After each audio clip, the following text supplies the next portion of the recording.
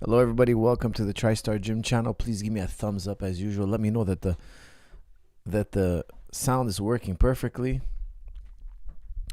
All right, guys, we're up for another late night. Ask me anything, guys. Before I get started, I want to let you all know A Man's Guide to Throwing a Punch has a new cover now. Okay, so not to be confused, it just has a new cover. The old cover just wasn't. It was confusing people, so we remade the cover.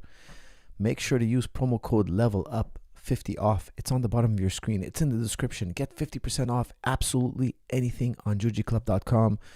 You have striking videos, jiu-jitsu videos, conditioning videos, strong and stable knees, strong and stable back. A must-have video.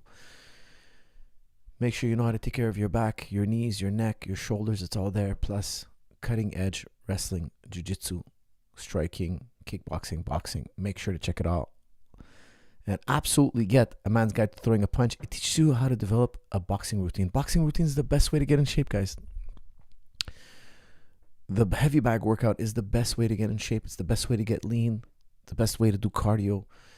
Add that with a kettlebell routine. It comes with a PTF. Add weight routine to that, and you'll be in incredible shape. Okay, guys, with that said, I got the thumbs up. Thank you very much. And let's get started. What is the first question of the night? Hey, Coach, what's your favorite movie of all time, and why is it Shrek 2? That's from Darth Kermit. Darth, it's not Shrek 2. I don't think I ever watched Shrek 2. I've watched Shrek because I have kids, and they watch those movies over and over again. But I don't think I ever saw Shrek 2. What is my favorite movie? That's a tough one. Really, really tough one. One of my favorite movies actually was Fight Club. Okay, it's not my favorite movie, but it was one of the movies I liked. And I remember when we went to the theater, I was like, oh, I don't want to watch a movie about fighting. I can't stand fighting movies, guys. I really don't like fighting movies. Like, I really don't like. Imagine you're in the gym all day, you're fighting all day, and then everybody wants to go watch a fighting movie. I was like, I want to watch anything else but fighting. But to my surprise, the story wasn't about fighting. It was actually quite interesting. It was a very interesting story because you guys know I have a philosophy background. I'm really into philosophy, and I realized, wow, this story is not about fighting. I thought it was gonna be a stupid movie about guys trying to make it in the fight world underground. And guys, the movie was deep, man. The movie was deep, and I think a lot of people enjoyed the fight scenes really, but I enjoyed everything else. And the movie starts about this guy. He's like this corporate guy. He's this corporate guy. He's living a corporate life, and he's living in a little apartment, and he's got this catalog. He's obsessed with this catalog. He buys everything in the catalog. He's got the plates. He's got the refrigerator. He's got the furniture. He's got it all. Then he goes to the doctor. He's telling the doctor, I can't sleep. I'm feeling ill. I'm miserable. The guy's completely miserable. And he's on a plane, and he's having a discussion with the passenger next to him, and he's like, look, my job is basically I crunch the numbers, and if the numbers save us money, we let people die. Basically, I can't remember exactly what kind of company he was working for, but basically it's like corporate. He's working for a corporation. He sold his soul to a corporation. He crunches numbers, and whatever makes the corporation money, that's it. And money's more important than life and this, that, safety. I remember it was like a safety thing. Like they overgo the safety issues if it saved them money. So he's like this soulless... He's a cog in a machine. He's just like this soulless, just miserable human being. And then one day, I can't remember how the story goes exactly, but he comes home and his apartment is blown up. He's like, what? My apartment's blown up. Like all the stuff he's been collecting all these years, all the money he made working for this soulless corporation, got him all this fancy apartment. It got him all this fancy stuff, And the guy was completely miserable. One day he comes home, the whole thing is gone. Boom. He stops working. He starts living in a rundown house, and he meets the guy who's played by what's his name? Brad Pitt. Brad Pitt is a good actor. I got to give it to him. He's a really good actor. He plays this psychopath. And the whole movie is basically like he's nihilist, right? Before that, he's living in a house with everything. He's got everything. He's got the American dream. He made it. He has a high corporate paying job. He's got all the goods. He's got the routine. The guy's completely miserable. Now he's broke. He's completely broke, and he's living in a house with this psychopath, like completely poor. The house is completely run down. But they start this fight club, and they beat each other up. And now they're happy. The guy's like, oh, he has a thrill of beating other people up and just like fighting. And he's got nothing, but he's actually happy. he meets a girl, and anyways, he goes on a crazy, psychotic. It's a really good movie. If you guys like this kind of weird stuff, it's really amazing because the guy has nothing, but he has adventure, and it just shows that you can't buy adventure. Like you can't.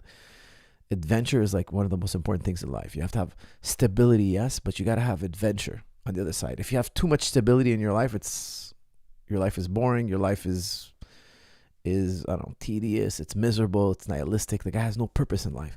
Then he found fighting. He had adventure, etc. But it was even deeper than that, because I remember there was this crazy scene.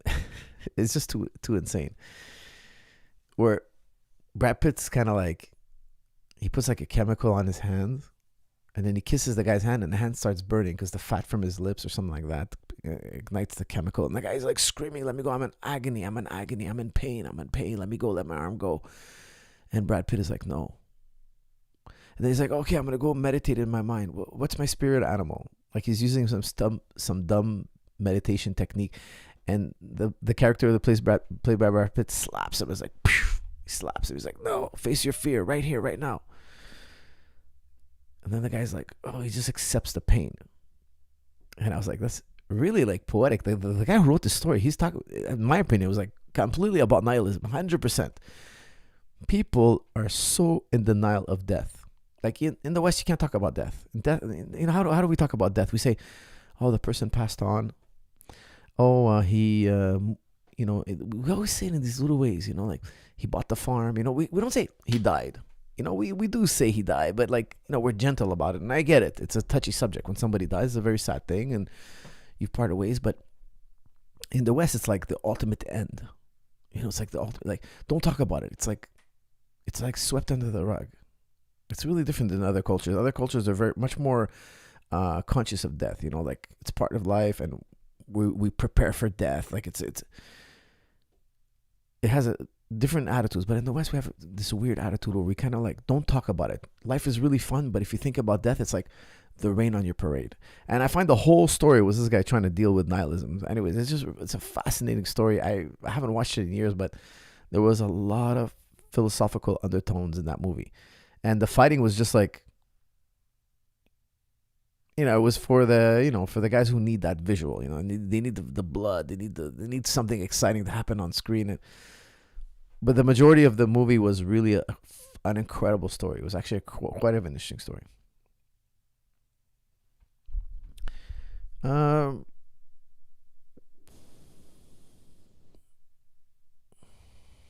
It's past our bedtime, Coach. That's from Rainbow. Rainbow, you got to go to bed. You got to go to bed, man. Listen to this stuff tomorrow. Coach, I got my first kickboxing fight on Saturday. Any last minute tips? Thank you, from NZ. That's from Jimmy Earl. Jimmy Earl, I would tell you, hands up, chin down. Keep your hands up, chin down. And smart feet makes a smart fighter. I'll tell you that. Okay, those are the two, or I should say 3 things to remember. Okay, hands up, chin down. Don't forget, smart feet, smart fighter. Smart feet, smart fighter. But very important, hands up, chin down. Super important. Let's keep it simple.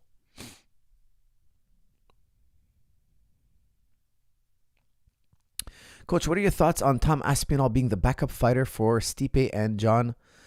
That's from Joe Does. Look, I would tell you something. I think Stipe, it would be great if you bowed out. Like if you just stubbed his toe or something. Because I think the fight everybody wants to see is John Jones versus Aspinall. You versus Devon Larratt in a street fight. That's from Mark. Well, I would never fight Mr. Devon Larratt. I love Devon Larratt. For those of you who don't know, I rolled with Devon Larratt. It's on the channel. He's a massively, incredibly strong human being. It's incredible how strong this man is. It's insane. And we had a friendly roll, but if you guys don't know, he has actually jiu-jitsu, like judo experience. He has martial arts grappling experience. And there's a video of him wrestling another guy, but like a fitness YouTuber. I forget his name. But like a giant, another giant. And he just schools him, and he takes him down, mounts him. Gordon Ryan is actually coaching the other guy. I forget what the other guy's name is, but he's like a very buff and very big, like a 6 foot plus heavy guy. Just to show you how he manhandles Like how strong Devon Larratt is. And he's trained. He knows how to mount. He knows how to sweep. Like he knows jiu-jitsu. He knows newaza, grappling. But he's a sweet soul. Devon Larratt is a sweet soul. I helped him get ready for his first boxing fight. He had 4 weeks or 6 weeks or something. He never boxed before. So I helped him out, but he did definitely grapple. But he was fighting a Mountain Man in a boxing fight. The Mountain Man had been boxing for a few years already, competing in boxing for a few years. So it was a major experience differential. But Devon Larratt has a heart of steel and a heart of gold. He's an incredible person. Hey, for us, any tips on learning for wrestling for MMA as an adult? My gym only has 2 classes a week and I need to catch up. That's from Jose. Jose, I would really tell you, get my volume 7. Volume 7, Advanced Basics. It's wrestling made easy. I have also underhook video and overhook video. I highly, highly recommend it. If you really want to go deep, get my single leg video, my single leg defense video. But the volume 7 is like a crash course on the wrestling basics done well, like really key elements to making your wrestling work. Anybody who's ever watched that video absolutely loves it. If you read the reviews on BJJ Fanatics, all 5-star reviews, everybody absolutely loves that one video. Well, I get a lot of positive reviews, okay? But this video, volume 7, Advanced Basics, Wrestling Made Easy, it came out really, really well, because most wrestling coaches, they don't want to teach the basic stuff. They kind of like get into the weeds right away because that's what they're used to. They're used to being in a practice room with really advanced guys. Now, I have a basics class in my gym and I have it 6 days a week. So I'm so used to seeing beginners. Like I've trained so many beginners. Of course, I train pros. I train at every level. And I honestly, I don't even teach the beginner class anymore, but I did it for years. And I know how to teach a beginner. Like I see every level, right? I work at every level. And you forget how difficult it is to communicate simple, complex ideas to somebody who's really starting out, like brand new. You really got to get to the nuts and bolts. I really think it came out super, super well. Check it out. Tommy McDougall says, Coach, my thoughts on heaven is you get to relive your whole life over. My thoughts on heaven is that you get to live your whole life over like an 80-year-old videotape. So you get to be with every friend and love one again. Your thoughts, ? That's from Tommy McDougall. Well, Tommy, that's kind of weird because you're saying that you think heaven is reliving your life. But what if you had a hard life? Tommy, you sounds like your life is like really amazing. You'd want to live it forever, over and over again. But what if you had a horrible life? What if somebody died at a really young age? Would you want to live that again? Like, I mean, what if you were born and like after 4 or 5 years of life, you start having like this horrible disease and everybody made fun of you and you didn't have any friends and your life was miserable, and then you meet God and he's like, oh yeah, well, here's heaven for you. I'm going to let you relive your life over and over again. So I don't think that's the case. Now listen, if you believe in God, anything is possible. So if you meet God one day, you're like, hey, God, you want to reward me? You know what I'd love? I'd love to relive my life all over again. Well, I don't see what the problem there. God can do anything. He's omnipotent. Shiz the man, the top G of the chat room. The burning hand scene was brutal, and the name of the movie is Fight Club. One of Brad Pitt's best movies. The main character suffered from insomnia. Hint, spoiler alert. That's from Shiz, guys. Shiz was the inspiration for that insomnia. I'm sure he's always on the channel, always, no matter what time. Shiz will alert. He'll get that alert and he'll be on this channel. Shiz, I appreciate you, man, very, very much. And thank you for another super chat. I would tell you, look, the movie was cool because you could tell that the guy was suffering from nihilism, and having that Fight Club was like his escape. It was kind of like amazing because like life is pretty boring. Like if you have just your routine, it's so boring. Like, I don't know how guys, like I'm telling you, sometimes I take a night off the gym. Sometimes, it's rare. And I just sit on the couch with my wife and daughter usually. And yeah, okay, I enjoy it because I don't see them as much as I'd like. So I'm going to enjoy my evening with them. But I couldn't imagine like just watching sitcoms or TV or just sitting there and just like waiting for bedtime. I just can't do it every night. It would drive me nuts. Like when I go to the gym, that's a lot of adventure. We're prepping for fights. We have competitions. We're like breaking down moves, and like it's an adventure. It really is, and it's a crazy adventure. Without that, man, I would have too much stability in my life and not enough adventure, and I think it would bring me down. I think my mood would come down big time. Okay, guys, don't forget, I'm always doing super chats and non-super chats. Any tips on bulking for MMA? I'm currently 6'1" and 168 pounds, but fine, I lack physicality in day-to-day life. Thanks, coach. That's from Rooftop. Rooftop, look, what I recommend is you do compound lifts. Okay, so deadlift, squat. I would do sub-maximal. So take a weight you can squat 10 times. So if you're doing MMA, you don't want to squat down slow and come up slow. Okay, you want to squat down slow and explode up. So I would take a weight I can do 10 reps with. So that's about 70% of your max. And I would do triples. So I would go down, slow, explode up. Down, slow, explode up. And I would do that 3 reps. So that's a triple. I would take maybe a 2 or 3 minute break and do it again for about 10 sets. You might not want to do 10 sets on your first time squatting. I don't know how much squatting experience you have, but you kind of build to 10 sets. You want to add volume slowly. Okay. So over time you add volume. You may do 10 sets on better days, 5 sets on days you're a little more tired, but you want to add squat or deadlift, and squat will make you bigger. Okay. So squat is the number one way to add size to your frame. And you want to do sub-maximal squats. You want to squat down slow and explode up, because if you go up slowly, if you go down and up slowly, it's going to slow down your movement on the mats. Okay, so when you're punching and kicking, you're going to be a little bit slower. Okay, so you don't want to train like a tow truck. Okay, you want to be explosive. You want to train like a Ferrari. Okay, so you might be really, really strong. You might gain strength and size, but you'll be slower on the mat. Believe me, they measured the vertical jump of powerlifters, and it was lower than untrained individuals. So think about that. People who do squat and deadlift on a regular basis, heavy squats and deadlift, they don't jump as high as a regular guy who doesn't train. Why? Because you're converting your fast twitch muscle fibers to slow twitch muscle fibers over time. So you want to avoid that, right? So let's make sure to use sub-maximal weight. And also, when you use sub-maximal weight, you can get just as strong if you're explosive, but you'll have much less soreness. And it's a lot less dangerous because you're not working with such heavy weights. Okay, you won't injure your spine you won't wear out your spine as much.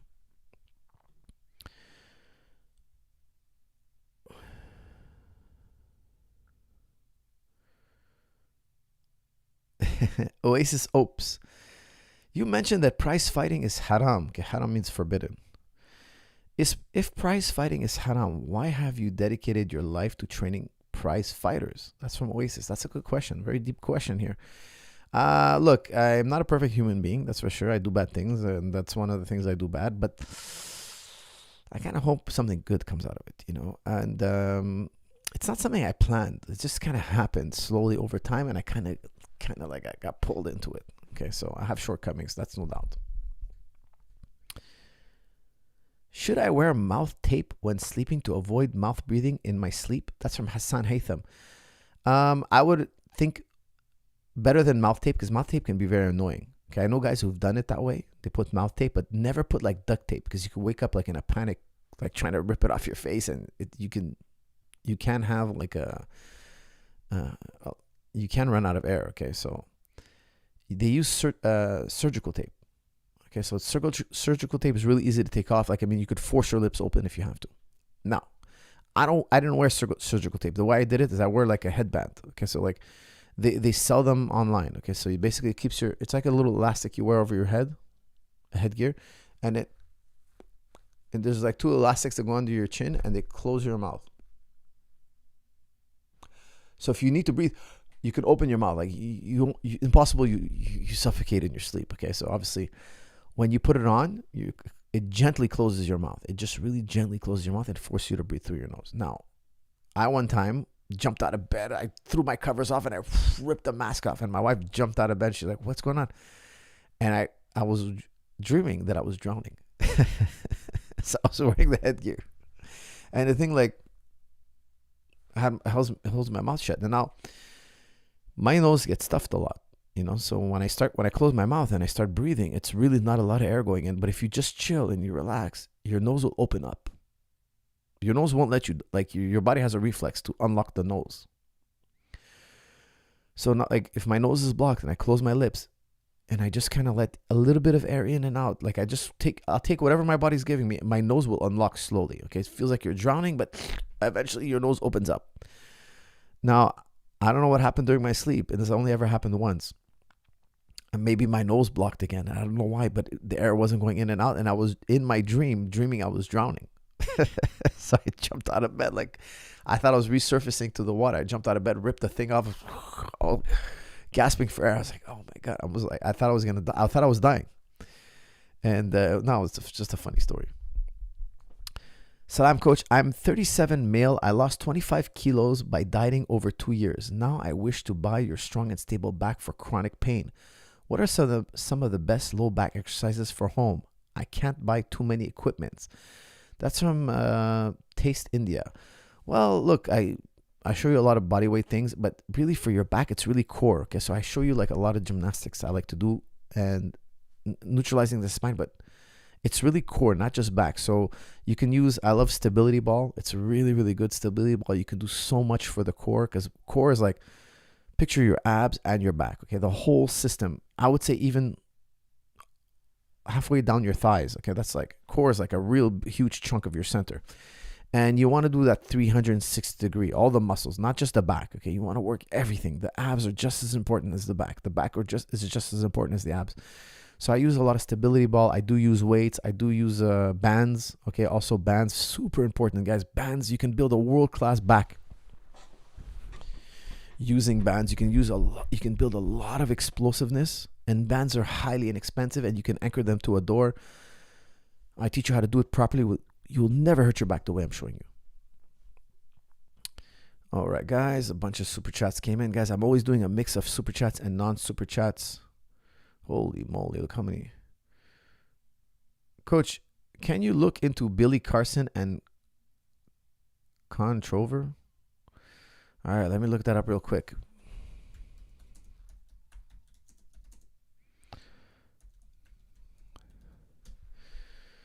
Billy Carson is even dumber than Terrence Howard. Oh my god. Oh, this guy again?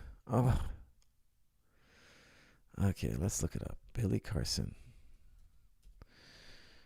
Billy Carson, guys. We're talking about Billy Carson. Guys, please slow down the super chats. Billy Carson. Give me a second. I think this is going to take a while.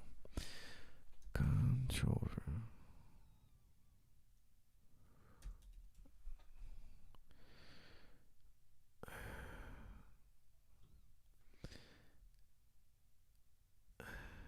Is the word controver? Is that what you really wanted me to look? I don't see anything controver here. I think you mean controversy. Me and my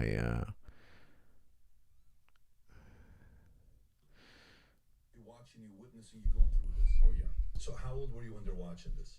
I mean, pretty much from 7 all the way up. I mean, they gradually saw me changing. When I was 7 years old, I realized one thing. This is what's changed my whole life. My friends kept going to the ice cream truck. They had money every day, even though we were in the ghetto, poor, broke. We had nothing. We were getting money donated to us from food donated to us from local church and other people in the neighborhood. And we were taking showers outside in the backyard because we didn't have water on. We plugged the hose into our neighbor's house. And I'm saying, how in the hell can they afford the ice cream truck every single day? So I go outside and I say to myself, there's got to be something I can do. I said, I'm going to go inside and get all my toys. I put all my toys in an old Winn-Dixie milk crate, and I went door to door. I violated my mom's rules about leaving the circumference of the house. Yeah. And I went door to door around the whole block. I squared the block and asked for donations for in exchange for my toys. guys, I don't know what it's psycho. Like I don't know what this guy's saying. I have no idea. Like he's saying God's name is a mistranslation. Like, can we get to a soundbite here? Okay, here we go. 1 second. Let's get something shorter, man. That was way too long. God is a mistranslation. Billy Carson suggests the Bible has hidden secrets and misinformation.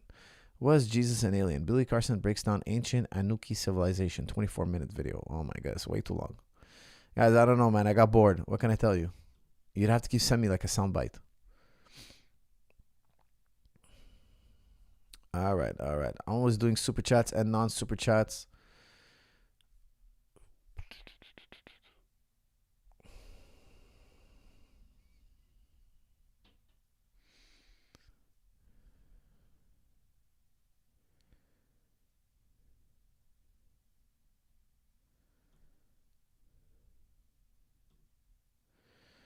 Okay, guys, I gotta put somebody in timeout here.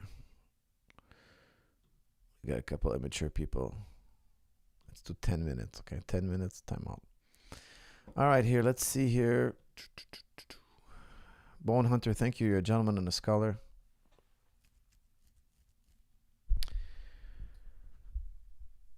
Coach, have you covered the AJ Dubois match? We were oversold on how good AJ was with his new coach, or was Dubois just really that good? I didn't see the fight. I heard Anthony Johnson got knocked out, but I didn't see the fight. But I heard it was brutal. I have yet to watch it.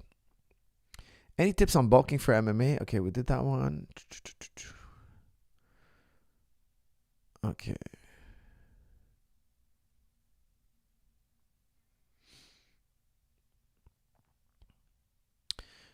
Coach, I feel a little bit of pain in my back when I do the Alexander Plus technique. Should I continue or stop when feeling pain? That's from Sirach. Sirach, don't forget the pain rule. It's in the podcast section. Never, when you're doing an exercise, this is a very important rule. Okay, it's called the pain rule. We have to live by the pain rule. If you're doing an exercise and the pain is higher than a 7 on 10, stop. If when you stop, the pain completely subsides, try another set, but never work past 7 on 10, never. If you stop the exercise and the pain maintains at 7 for a little bit of time, even 30 seconds, stop that exercise. Something is wrong, okay? Something is wrong, don't continue. But never work past 10. Never work past 7 on 10, okay? So if 1 is a little tap on your shoulder and 10 is agonizing pain, you're rolling around the floor in agony, don't go past 7. And I will tell you, like, even stay lower than that. Exercise should not make you feel pain. Okay, now burn is a different thing. Okay, muscular burn, all that's a different thing. I would say you could take that to 8.5, but don't go to 9 and 9.5 unless you're a very skilled athlete, experienced athlete. Give your body always a margin of safety, always.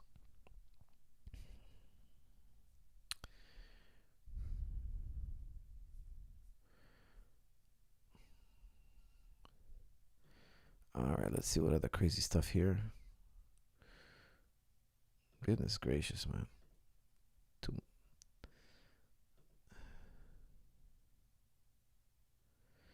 Okay, did that one.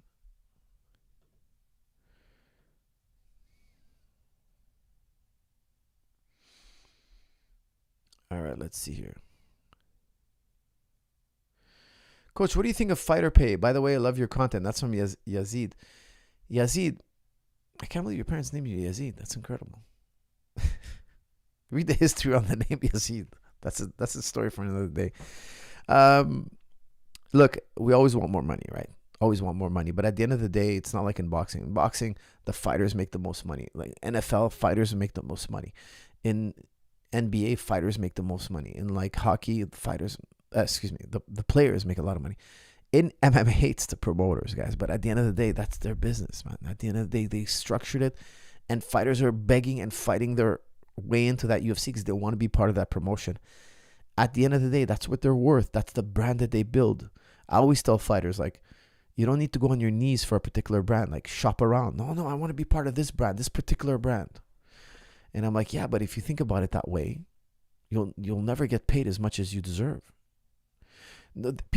Every fighter's dream is to be part of this brand, and we all know what brand it is. Nobody wants to fight outside that brand. But there are big purses outside that brand. There are big places you can go that's big money and hard fights, and it's just the marketing, like the way the UFC came on the scene, the history. So there's that. So then you got to take a pay cut because these guys, they have 1,001 fighters in your division that are begging to get in. So if you want to get in, they're not going to throw the money at you that, certain other organizations are.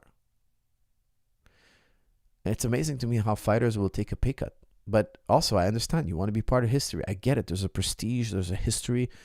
There's, the dream factor. Guys, when they were young, they were dreaming about being part of this organization. And there's an excitement. There's an allure for sure.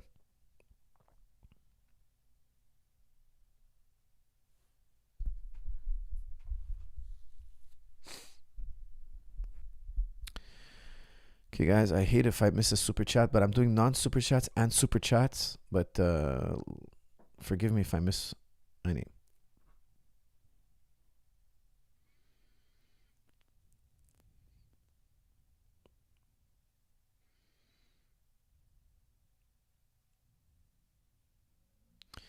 Coach, how do you get to a boxing routine as a daily workout? Is it better to join a gym or do a workout at home? That's from Solomon. I think it's good to do both, because when you're at the gym, you get that intensity, you get that push, you get that motivation to hang out with the guys, chit chat, get to know people. It's fun, part of your routine, get out of the house. But also, some days you can't make it to the gym. I hate to miss a workout, so I have everything set up in my house for whatever reason. If I can't go to the gym or whatnot, I won't miss a workout.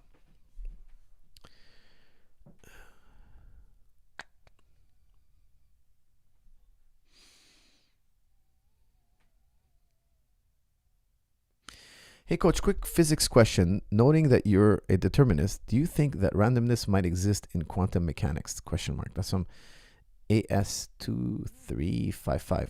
No, I don't think it exists in quantum mechanics. Like I've read a lot about physics, what physicists say about quantum mechanics, because I'm interested. I'm not a physicist, okay? I don't, take whatever I say in a grain of salt. That's why I'm citing sources, okay? I read the works of Sean Carroll. He has actually an amazing Google talk where he breaks it down.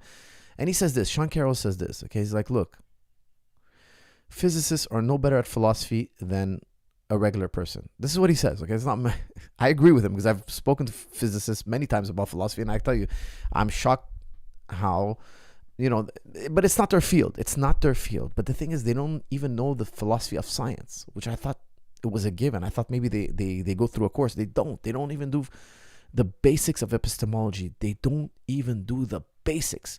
You know what's mind-blowing? You know what blows my mind? Dawkins, in an interview once, they asked him about epistemics, and he's like, I don't know what that word is. And I was like, wow, that's the basics of philosophy. Like, you cannot pass an introductory course if you don't know the word epistemology. It's like taking a physics class and saying, I don't know what the word physics means, because epistemology is a study of knowledge. That's what we're doing here. Okay, so when you study logic, you're studying the theory of knowledge. How do we know things? Epistemology, it's epistemic. So he's writing books on the philosophy behind science. He's philosophizing about science. Like it or not, he's not a philosopher, but he's philosophizing about science. But he hasn't done even the most basic, cite a logician.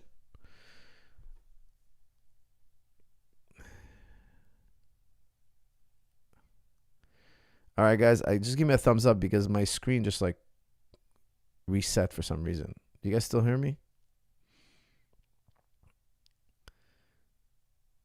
Please give me a thumbs up.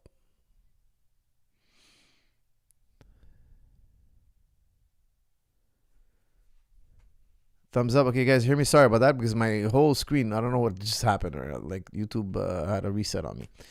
Anyways, so like I was saying, okay, so look, Sean Carroll, brilliant guy. He's a philosopher and a physicist. Okay, he has a PhD, I believe a PhD in philosophy, at least a bachelor's. I can't remember, but he's a philosopher. He understands. He's read the classics. He's read Hume. He's read Kant. He's a very sophisticated human being. Okay, and he's an atheist, from what I understand, or agnostic or atheist, but he's definitely one of the two. He says, look, in physics, you can't ask physicists about philosophy. They don't study philosophy. They don't know anything about philosophy. They don't study epistemology. They're taught a method, and that's it. So in quantum physics, what they say is there's a what's it called again? Wave function. Okay, there's a wave. Okay, so they're saying, look, we have a wave function. The wave function collapses, and when it collapses, you observe it, and then you see reality. Before that, when it's in its state of a wave, it's both spinning clockwise and counterclockwise. This is Sean Carroll's example, not mine. Okay, in the wave function, he says the Copenhagen interpretation, consider it as both spinning clockwise and counterclockwise. Now, the problem with that is, in philosophy, you learn one of the most important rules of philosophy, logic, is the law of non-contradiction. You cannot have a contradiction. If you have a contradiction, it can't be true. It's impossible. Can I be married and a bachelor? That's a contradiction. Can I be a circle and a square? No, that's a contradiction. Like, if there's any contradiction, it's untrue. So if you say that something is spinning clockwise and counterclockwise at the same time, that's untrue. It can't be. It violates the law of non-contradiction. If two statements contradict each other, one is wrong or they're both wrong. They cannot be both right. It's impossible. Okay, that's the law of non-contradiction. You cannot. We all know it. Intuitively, we all know it. Okay. So if my wife tells me, hey, what time are you going to be home? I'm going to be home at 6. She tells me, what time did you finish gym today? I finished at 7. She's like, that's impossible. It's a contradiction. How could you be home at 6, but you finished an hour later at the gym? It's impossible. There's a contradiction here. One of these two statements is wrong, or they're both wrong. They're both, So it violates the law of non-contradiction. Well, Sean Carroll is saying, look, the physicists are telling you, the Copenhagen of interpretation is telling you to think about it as if it's spinning clockwise and counterclockwise. And then when you finally observe it, it collapses, you can observe it, then you'll know which side it's spinning. It's not literally spinning clockwise and counterclockwise. That's why Sean Carroll goes into many worlds. Okay, so he says, look, if there's a possibility of one, listen to how crazy this is, okay? Because he says, because there's so many possibilities, he believes that they all play out in a different universe. So he goes into many worlds. Now, there's so many questions, so many worlds. Like, Mr. Carroll, like, where does the energy come from to create an entirely new universe? I don't know, he tells you. Well, how many universes is there? I don't know. Is it infinite, or is there, like, no, I don't know. It's just theoretical. It's just theoretical. Now, the reason why he believes that is because he can't violate the law of non-contradiction, and he can't say that there's randomness, because if there's randomness, here's the problem. If something is spinning clockwise and counterclockwise, if something is outside the laws of physics, then we can explain absolutely anything like that. Think about this, okay? A random event is something that occurred but has no explanation. It has no cause, because if it had a cause, it wouldn't be random. You have to think about this carefully. If a random event is literally random, because random events are really things that happen that we cannot explain the cause. It's an expression, but people take it literally. A philosopher of science will never take that literally. Okay? If anybody's ever read the essays of Pierre-Simon Laplace, one of the great thinkers in history, they call him the French Newton. Okay, if somebody calls you the French Newton because you're French, if somebody called me the Lebanese Newton, I would be like, wow, I'd be like, that's the greatest compliment that anybody ever gave me. Okay, now, obviously I'm no French Newton here, but they call him Pierre-Simon Laplace. They call him the French Newton because he was one of the most incredible intellects to ever practice physics. Okay, he was a brilliant man, and he wrote many essays on determinism. Okay, if something actually occurs without a cause, it would be random. You're saying it has no cause, nothing caused it. It just boop, it just popped into the universe. It just popped into the universe. If that's the case, that means everything we've ever done in science is completely null and void. Why? Because the whole intent about one of the axioms, one of the postulates of science is that the universe is predictable. The universe follows a pattern and a regularity. That's what, if you ask a philosopher of science, they're going to tell you, yeah, science is, we're trying to discover the patterns and regularities of the universe we live in. That's it. That's what science is. That's why every experiment has to be repeatable. Now, if this is random force is going to change my experiment, every time I try to repeat it, I get a new result. Science wouldn't work anymore. Like if I boil water at 100 degrees Celsius, if I heat up water at 100 degrees Celsius, it's going to boil every time. Every time.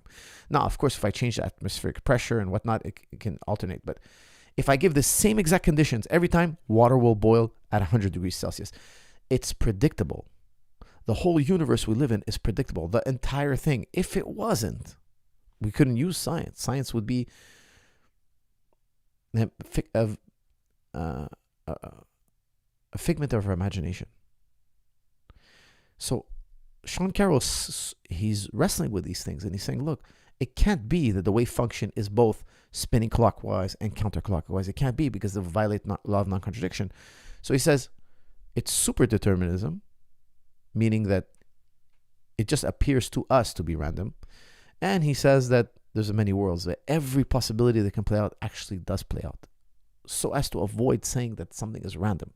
That's why he calls his book Something Deeply Hidden. Now, there's a lot to it, guys. I'm not doing it justice because this is not my field, but it's a phenomenal book. Check it out. Something Deeply Hidden. I actually want to reread it now because I'm not remembering it as well as I should.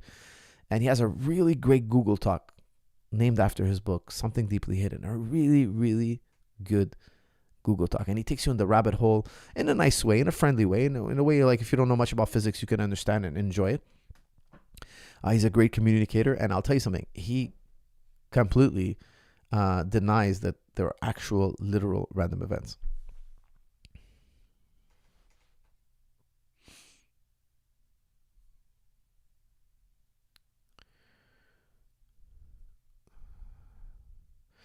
Billy Carson claims of Anuki are the fallen angel. That's from Gigi Medina. Well, I don't know what the Anuki is, so I wish you would elaborate a little more. Coach, how should you check the Bible scholar Mauro Biglino? He was like the main Hebrew scholar at the Vatican translating Bible. He basically says there are aliens in the Bible. That's from Mauro Biglino. Well, there are some strange passages in the Bible that you could probably interpret them as citing aliens. It's very possible. I know a lot of people say that, but I haven't really studied this too much. Do you still have the recordings of the Jason Morris judo seminar? That's from John Doe. John Doe, I do have them somewhere, but I'm going to be redoing Jason Morris seminar hopefully in the new year. So look out for that. Coach, who's the best striker you've ever trained or worked with? That's from X Legoat. That's a really tough question, guys. There's a lot of politics involved. If I say any name, I'm going to get a lot of you're going to put me on the spot. But let's just say I've worked with a lot of great strikers, and it would be hard to pick one. You're killing me here. You're killing me here. That's just too hard of a question.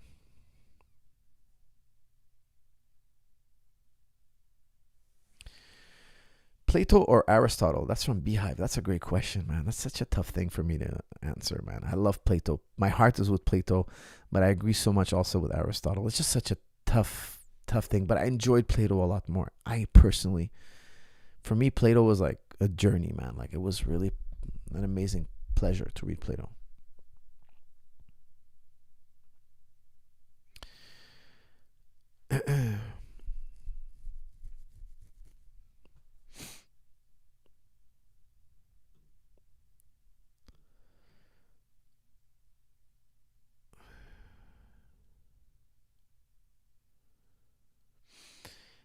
If your job is ruining your way of living, would it be best to find a different job? Also, first steps into psychology, in your opinion. That's from Project Zero. Well, look, if you hate your job, man, it's different. If you're young and single, it's kind of easy to just let go of your job and find something else because, you can take bumming around. But when you have kids and a wife and a mortgage and you got to pay the bills, then you got to be really careful, because people are relying on you. I'm going to assume you're much younger because I would tell you, look, it's hell to do something every day that you don't love. So I would tell you, find something you love to do. Try to find, this is one thing. You want to get this right in life. And another thing is you want to pick the right partner. Those are two really there are other very important choices, but what you do every day, super important. Make sure to get that right. And I tell my sons, your teen years and your early 20s, it's all about figuring out what you're going to do the rest of your life. How are you going to earn your living? Because you don't want to get stuck scrambling at 35, wondering what you're going to do. And, I should have put in hours and I should have put in time and I didn't. Now I got to do this job I despise. So much of our lives is spent earning. So make sure you choose wisely. And the other thing is make sure you pick the right woman, guys. Make sure you pick the right woman. I know it's getting harder and harder every day. Feminism is getting more and more powerful, and they want to crush men. They just want to crush men. And I get it. Look, I blame men. I blame men for feminism. I don't blame women. But I know it's making the relationship landscape very complicated for this generation. Very complicated. But what are you going to do, guys? That's the cards you've been dealt. You got to make the best of it. MMA Guru promotes racism. Made a racist compilation of Guru on YouTube, compares him to Tommy Robinson. It's 10 minutes. The raid was full of trolls spamming inbred. He banned me for asking to remove trolls. That's from Hassan. Hassan, you're saying that he made a racist compilation on YouTube, compares him to Tommy Robinson? Kirian made a race. Well, I'd have to look it up. I don't know if he's racist or not. I don't know the guy personally. And I just recently subscribed to his channel because he rated my channel. So I just wanted to see who he is. I've heard about him. You guys have mentioned him to me in the past. And I mean, if he is, I don't know that he is, but I'd be surprised, because I mean, that's like, who's racist these days? Like, I mean, you have to be a total extremist to be racist. I find that to be, just ridiculous, especially in our day and age.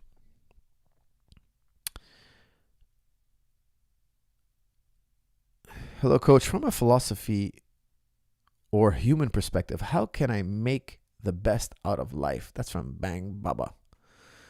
Bang Baba, I like your name. That's pretty good, man. You have a nice handle. You started off right. You have a good handle. How to make the best of your life. You know what's one really good book you should read? 7 Habits of Highly Effective People. It's a really good book, like for getting organized. It's a really, really good book. And I highly recommend it, especially when you guys are young. It's going to help you immensely. So those are the 7 habits. I'll tell you that I personally, working with a lot of successful people, I've noticed that they all successful people do this. The guy's right. The guy who writes in the book is like, yeah, he's worked with a lot of successful people, and he's like, these are the 7 habits that they have. It's quite extraordinary.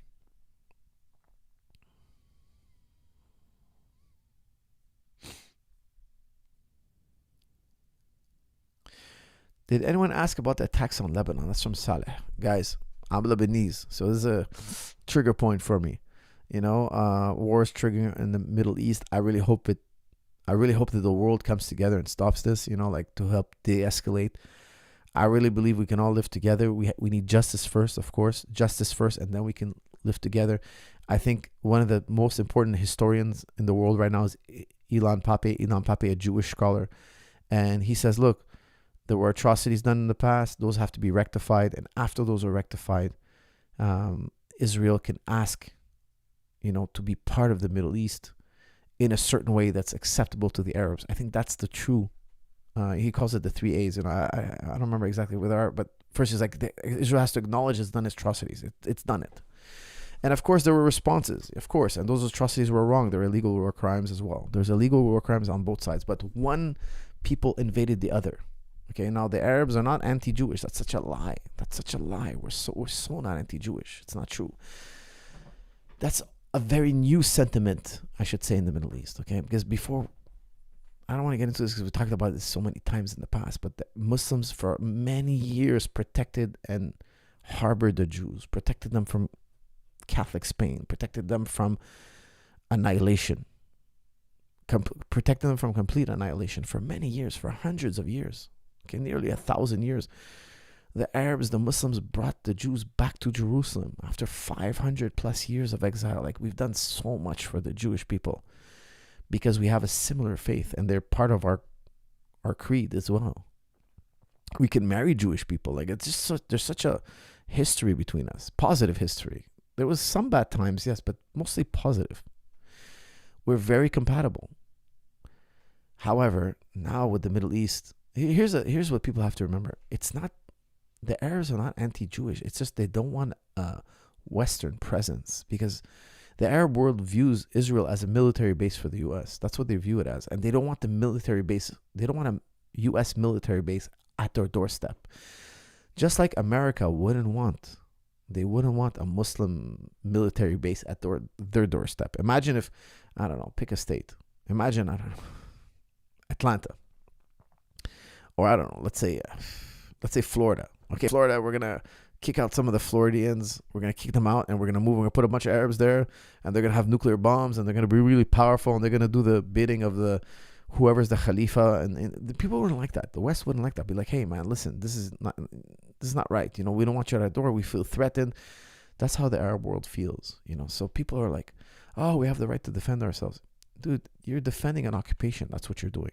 People used to live in the home there, and you at gunpoint pushed them out of their homes. We can never accept this. People were murdered, killed long before October 7th, guys. This story didn't start on October 7th.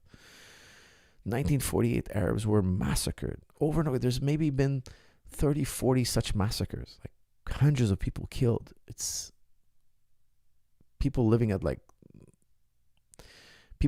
open air prison, living in the worst situations possible. It's unacceptable. We need justice. We need Resolution 194. What's Resolution 194? The entire world came together and said, okay, let's sort this out, man. These guys are trying to kill each other.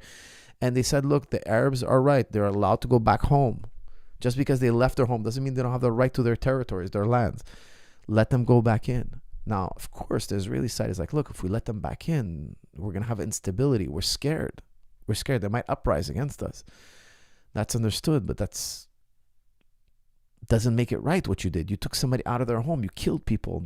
Their children inherit that territory. It doesn't go to you. So how could they compromise? Well, there's possibilities of compromise. There's always reparation. There's always paying. And actually, Israel's offered that. But the Arabs have the right to choose whether they want that or not. I can't decide for them. Nobody can decide. The Arabs will decide if they want that as well. And don't forget, it's a highly touristic area. It's the Holy Land, right? So everybody wants to own that land. Everybody wants to benefit from the tourism. I don't want to say what I think, but basically, we need justice. Once we have justice, we can have coexistence. And I think the whole world should come and mediate, because it's just such an unacceptable amount of misery, death, and violence.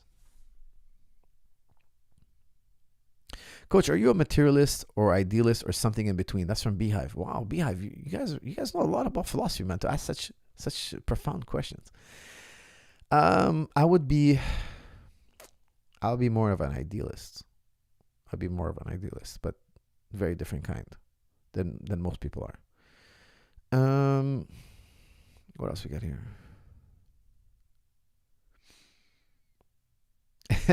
Kasim Husseini, you said you believe in aliens. Please do an episode with GSP and philosophize on this.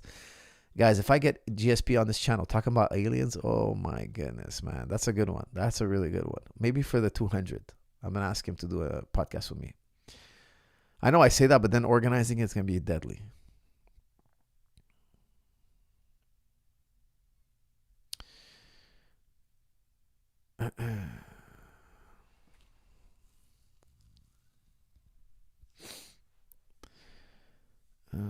What else we got here?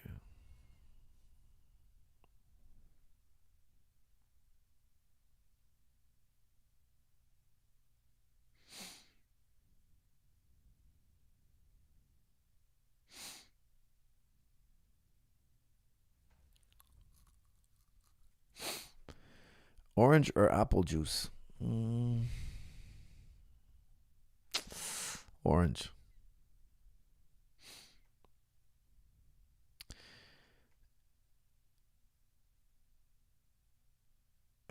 Kane B made a vid where he claims true contradictions exist. He's a philosopher. Check it out. That's from Hassan Haytham. Well, Hegel has a phenomenal work called, how apparent contradictions exist. Apparent. Literal contradictions, I don't know. If literal contradictions exist, then it means anything can be true. What you said, Kane B? I'll try to look that up. But they're probably just apparent contradictions. There are true contradictions. Let's hear this. Hey YouTube, so in this video I want to talk about dialetheism, the view that there are true contradictions. I'm very sympathetic to dialetheism. I think that there are contradictions everywhere, or at least there can be contradictions everywhere, if that's what you want. And in this video I'm going to explain how you can get contradictions everywhere, if that's what you want. So I take it that I can introduce new words into the language. Another objection to this idea would be, look, this is just a linguistic trick, okay? I've just invented this word, I've proposed these two rules, and of course you can come up with rules that entail inconsistencies. This is just semantic trickery. What we're looking for is a contradiction in the world, right? So when we're talking about whether there are true contradictions, really what we're talking about is, are there contradictions in the world? Are there contradictory facts, contradictory properties? So the question here will be, well, what exactly is it to have a contradiction in the world? I take it that contradiction is a property of propositions. So we have a contradiction when we have a proposition that's both true and false, or both true and not true. And truth and falsehood are, I think, properties of propositions, sentences. So I have introduced this term. We can state the proposition, Delia is a vulture. That proposition is both true and false. So that seems to me to be perfectly fine as a candidate for a contradiction in the world. Now, the idea that truth and falsehood are property of proposition. So what I'm saying is, okay, truth and falsehood, they're properties of propositions. It isn't clear to me what it would mean to say that truth and falsehood are properties of the objects in the world that are picked out by propositions. So suppose that we're talking about a mountain, right? I point at a mountain. Now, obviously, we can say things about a mountain that are true or false. So if it's Mount Everest, like I point at Mount Everest and I say, look, Mount Everest, that's the tallest mountain on the earth. Well, that proposition is true. Or I could point at it and say, Mount Everest, that's a pink elephant. Well, that proposition is false. But if I just point at Mount Everest and I say, look, Mount Everest, that object, that is true. I mean, I'm not sure what's being said there, right? Like, can a mountain just in itself be true or false?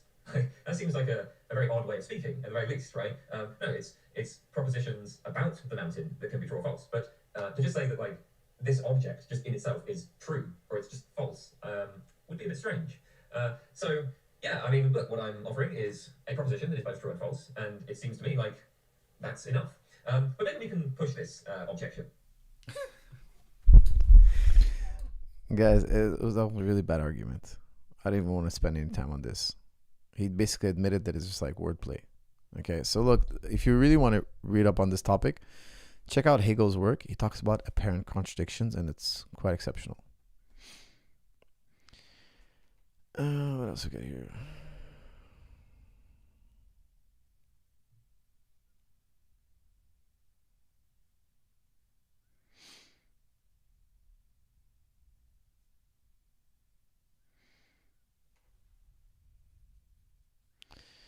Okay, let's see here. Inspiration time. When Muhammad Ali was forced to go to prison, they took away his best years of boxing, and George Foreman was getting all the attention as champion, and everyone doubted Ali when he fought George, and Ali won. Is it the best comeback? Question mark. That's from Shiz. Shiz, my boy. You know, one thing that's really surprising is Ali never went to jail. He appealed. He lost his boxing license. And I think there was one state where he was allowed to box, but he did get stripped, yes. And he did lose a lot of years. He did lose a few years where he was appealing and he was not allowed to box.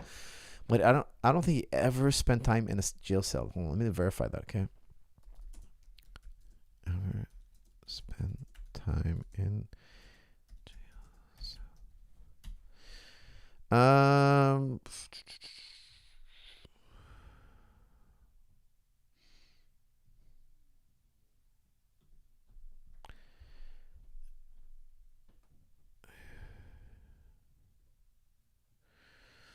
Oh man, I don't think he's ever been to jail.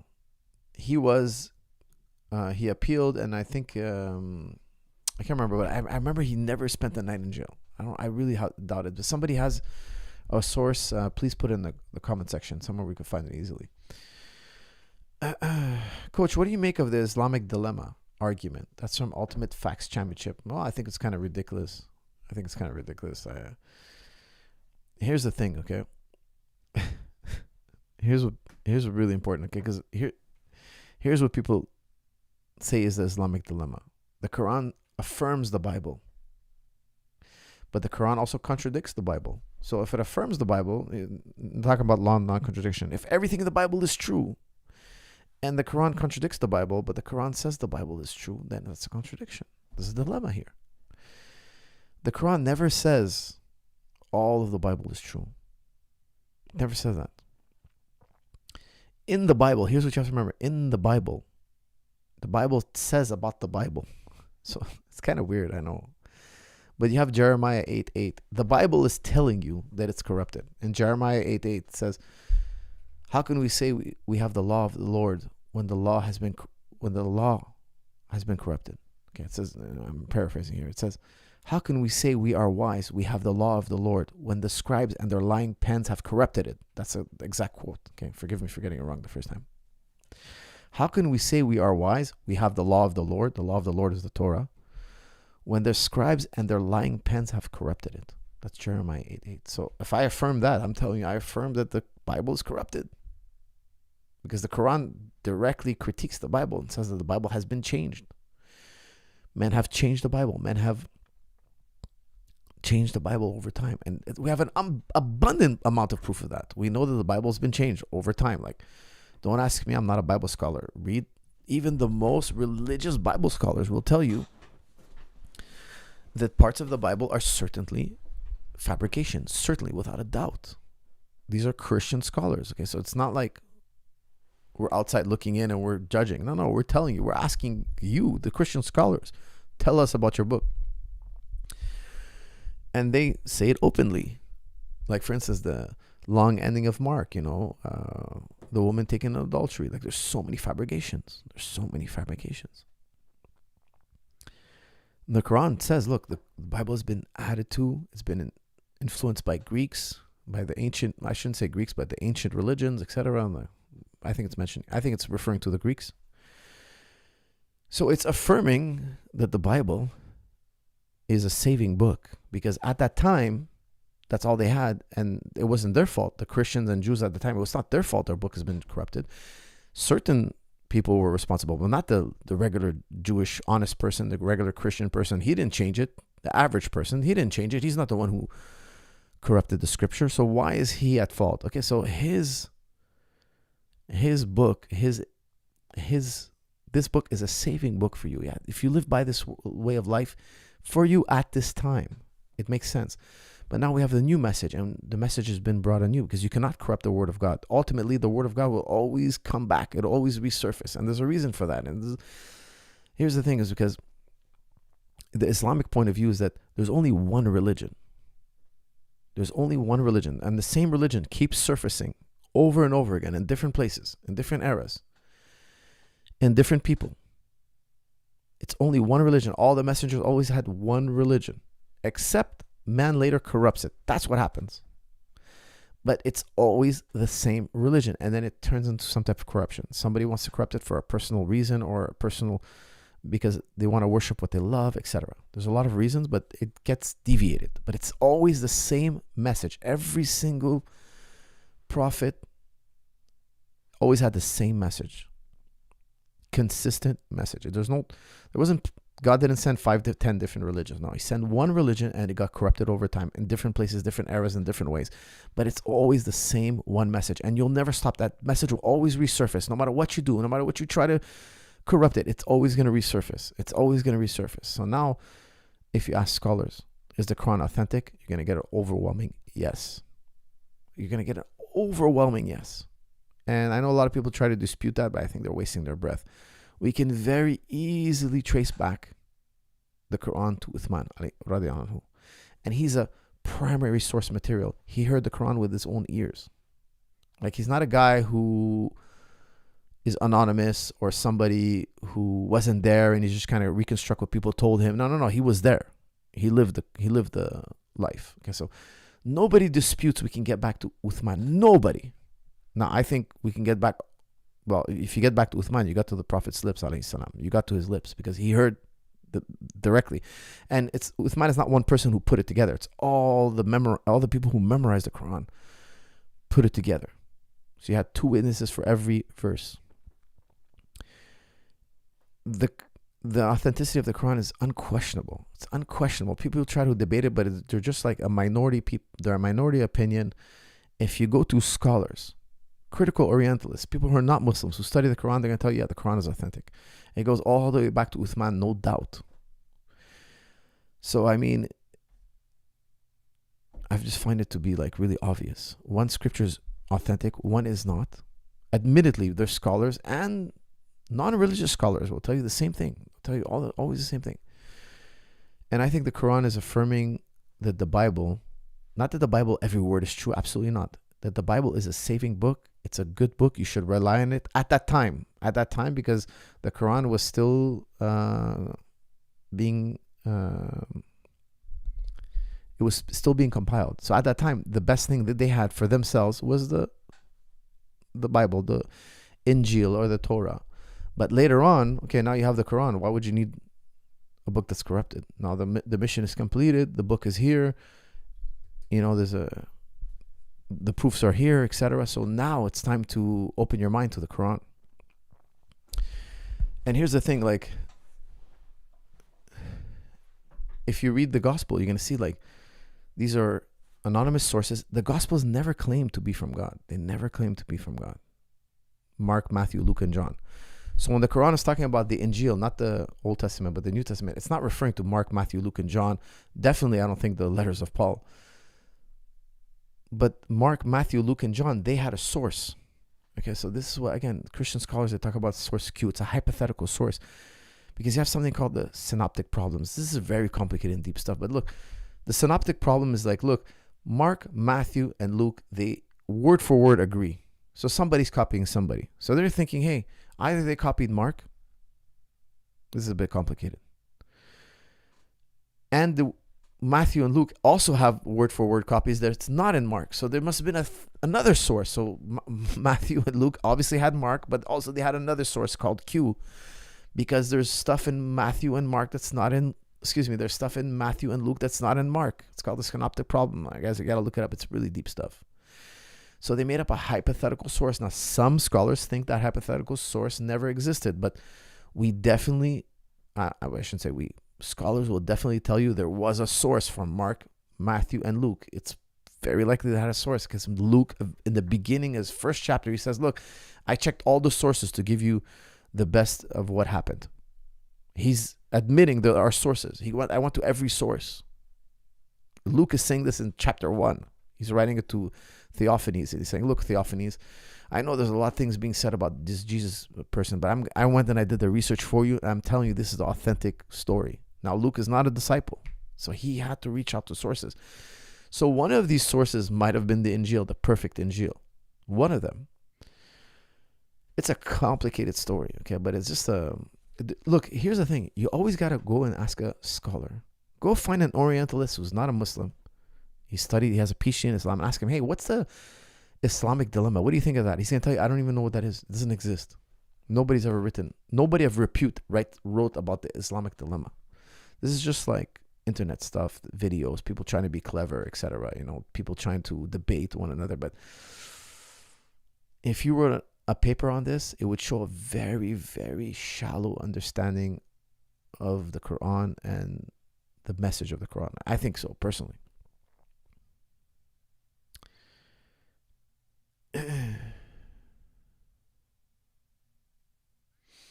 Coach, you're missing out on the world of news if you don't have Twitter. Thoughts? That's from Charles Beatty. I was banned from Twitter, man. I was banned. Can you believe it?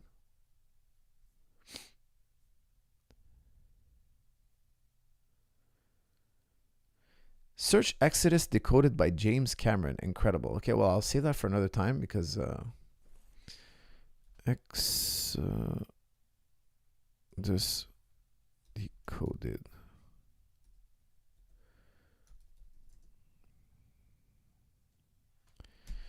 I'll save it for another time.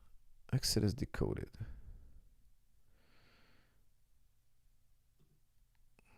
What did you say it was from? James Cameron. Exodus decoded. James Cameron.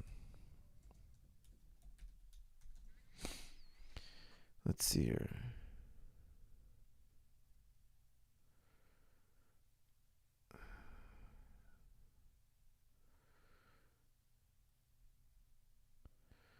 All right, I'll check it out, man.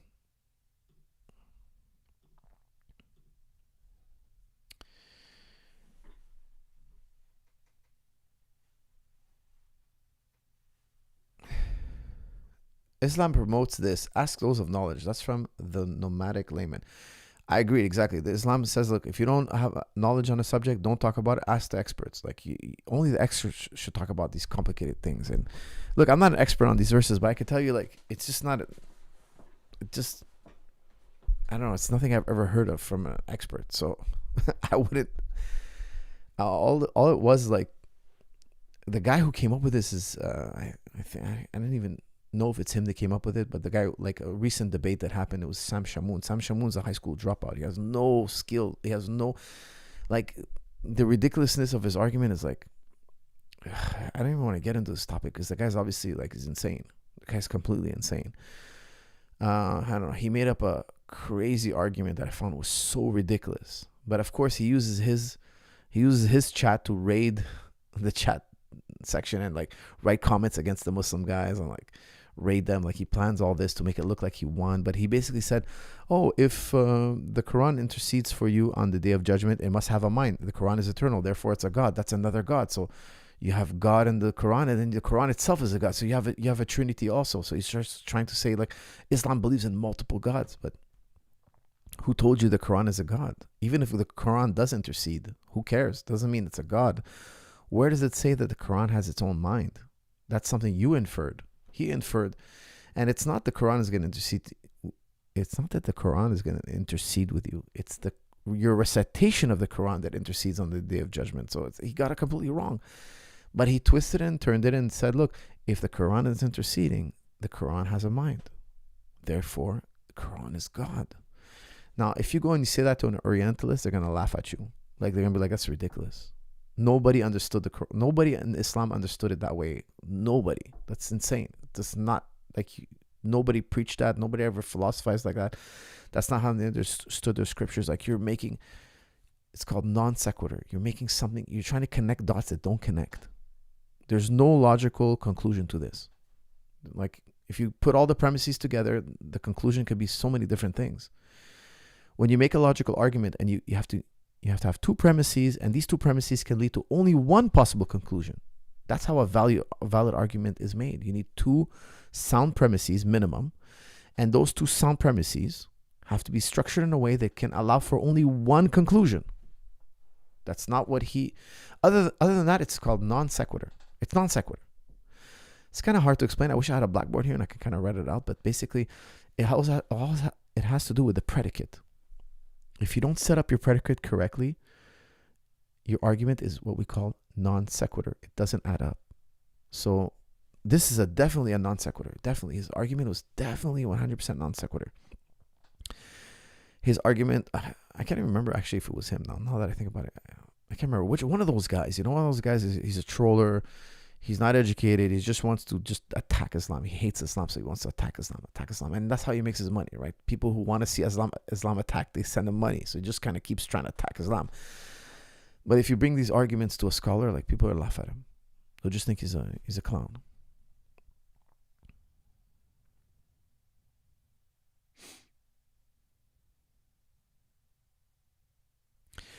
Name a few strikers and athletes who really impress you. That's from Adam Rogers. Adam, you're going to get me in trouble, man. Listen, I've worked with so many great strikers. I don't want to name one and leave the other, okay? But I'll tell you one thing. There's only one guy who ever knocked me off my feet holding pads, and that was Jerome LeBanner. Jerome LeBanner, a K1 fighter, 200, I think, like 80 pounds. I was holding Thai pads for him, and he kicked the first time I ever held Thai pads for him. He literally knocked me off my feet. I couldn't believe it. Like, I was shocked. I had to hold pads with like one leg behind me, like staggered. Like, he was the hardest hitting human being I ever came across. Like, not pound for pound, but like total absolute power. Incredible. Literally, I held the Thai pad. He knocked me off my feet, man. Knocked me. I couldn't believe it. What a powerhouse. Coach Zahabi versus Vegan Gains. More hype than any UFC this year. That's from Seabreeze. Look, Seabreeze, you know, I'm not about the bullying, so I'm not going to like say anything, okay? Because I'm not about the bullying. And I really like martial arts is all about how to deal with the bully. Okay, like a lot of us got into martial arts because we were bullied. A lot of us, okay? Me included. When somebody bullies you, you know, you want to ignore them. But I'm a big believer. If somebody steps to you, if a bully steps to you, you got to handle your business. And that's why we do martial arts, okay? Because we're ready to handle our business. Now, if you handle your business, it has to be in self-defense. If it's self-defense, it's legitimate. What you do is legitimate. But if it's not in self-defense, then you're bullying, then you're antagonizing. It's not right. So, guys, you know me. And this channel, I never talk trash. And forget about other YouTubers. I'm talking about like fighters I train. All the TriStar fighters, they have respect. They never talk trash. And I always tell them, when your opponents talk trash, ignore them. We're going to make it right on the fight. Put a little extra on him when you fight him, you know, put a little extra. And that's how we get back at it. And even after that, guys, even like sometimes my fighters fight and the guy's insulting, and after they beat him, I'll tell him, look, show respect anyway, shake his hand, be the better person. And it's easier said than done, of course, because, you know, the guy talks smack, you want to beat him up, you want to punish him. But the thing is, you know, we're in a martial arts, it has to stay respectful. So I don't want to be the type of guy who's going to bully or antagonize or get into that stuff, okay? Now, look, I'll tell you something. I'm more than happy to have a discussion with a vegan. Because I have a lot of sympathy for vegans. I understand. I'm very against cruelty towards animals. Very against it, okay? Like, I think factory farming is horrible. It's really disgusting. Like, I eat halal, so I really think factory farming is horrible. I also believe, look, we have the right to eat animals because it's a lesser of two evils. It's unavoidable, I think, personally. Life depends on death. Okay, that's my philosophy. Now, I'm willing to have a discussion with anybody, but however, I don't want to have a discussion with somebody who's vile. Okay, somebody who's like insults people who die, insults their children, like vile stuff, like people who say horrible things, instigate violence and say they want to kill people, whatever, like whatever people say. You'll never see me on the Jerry Springer show. You're never going to see me give somebody like that a platform or engage them. You'll never see me do that. Okay, you can call me out in the future. I'll never do that. It's always about respect, exchange of ideas, and I'm happy to even have a discussion with somebody who completely disagrees with me on any topic. However, it's always about respect, because I don't want to be. Respect is a very important thing. Good manners is very important. Look at this channel. Like, we don't swear, we don't curse, we don't. And I like it like that. Why? Because we have to be a good example for the next generation. I believe in this kind of stuff. Some people might find it lame. It's stupid. It doesn't get clicks. Well, too bad. I'd rather not get the clicks. I'd rather do it right. I'd rather find a way to make it right and do it right than to be a Jerry Springer type individual. And I know a lot of those individuals, that's how they live. They want that so bad. They want those clicks so bad. They're ready to do anything. They literally will do anything. They want that money. The number one priority, how to make money, how to get the clicks. I find that to be like trashy. I don't like it. Okay, so for me, I don't want to get into that stuff. I'm willing to talk to any vegan out there, somebody who's like known and very well educated. I'm willing to have a discussion with anybody. Okay, absolutely anybody. However, it has to be done in a respectful way. That's the only people I will engage with. Other than that, I say, why give those people a platform, man? Weed them out. Let them hang them. Let them live out their consequences. Nobody wants to talk to them. Nobody wants to engage with them, because why? They're always trying to be vile and insulting, and some things you can say, look, guys, I'm okay with some trash talking. I'm okay with some trash talking. I think I understand there's an entertainment value, but some things are so vile. Like, you can't make fun of dead people. You can't say, I wish this kid dies. Like, you can't say stuff like that. Like, there's some stuff you can't say, man. It's just so wrong. And if somebody does commit that wrong, I think we gotta, ignore them. That's it. We gotta ignore them. We gotta push them out. We gotta, hey, you know what? Until you learn how to behave better, that's the way it's gonna be.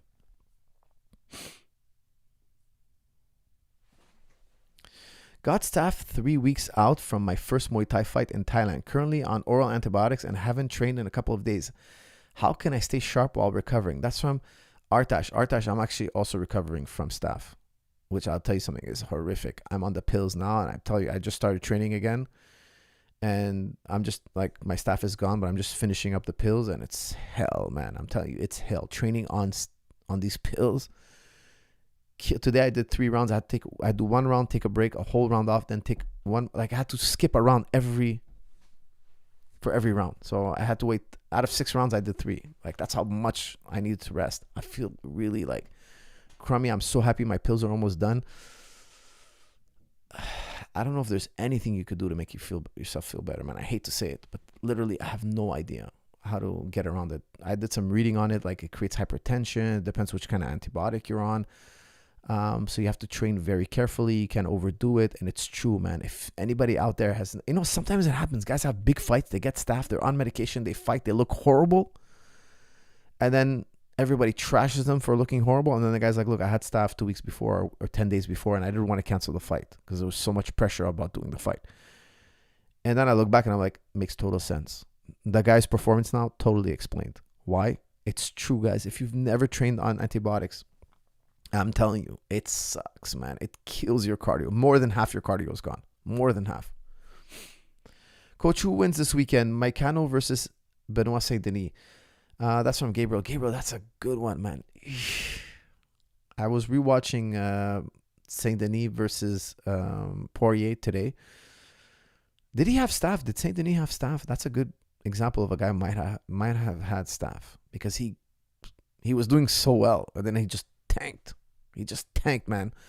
He put on a ferocious pace. He had 5 rounds to go. I don't know why he was pacing himself like that, because 25 minutes with Poirier is a long time.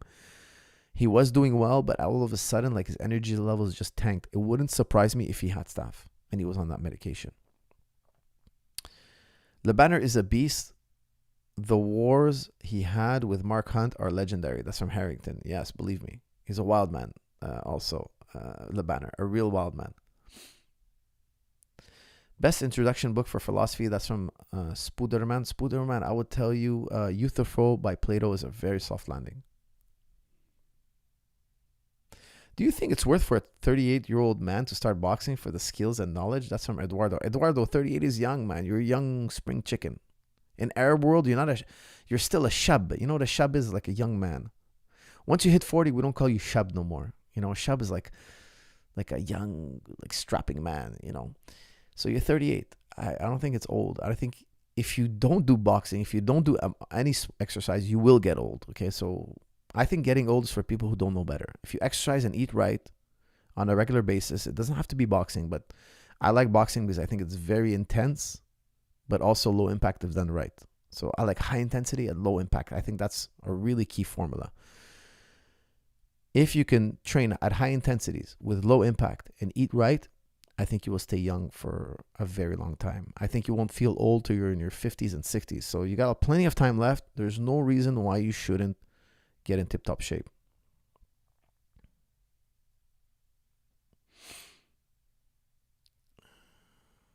Missed super chat. That's from Hoosie.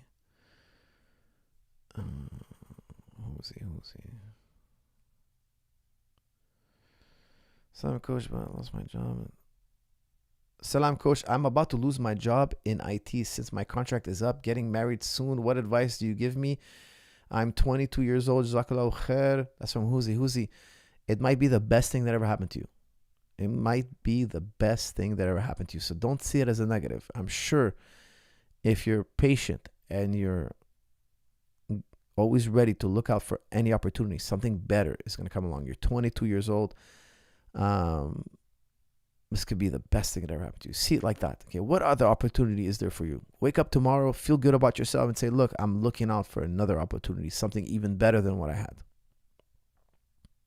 And don't hold back on the wedding, marriage. Get married anyway.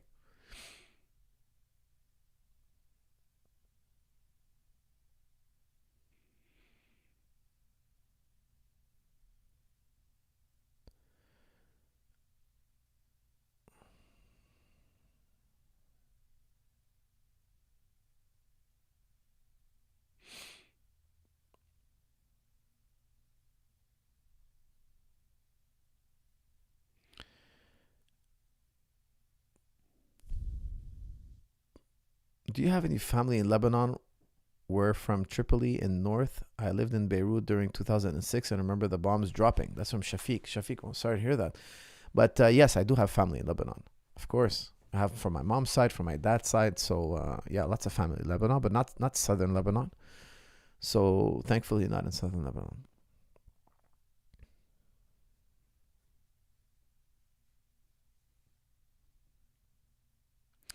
Coach Zahabi, 100%. Let me show you what the Gospels actually is. It's too easy, brother. Please give me a chance. That's from Tony Cato. Tony Cato, I wish I could, man. I wish I could just pop you on this screen right now and like hear what you have to say. But why don't you write me a text here and like put it in the chat and kind of like give me your key points and maybe we can develop from there.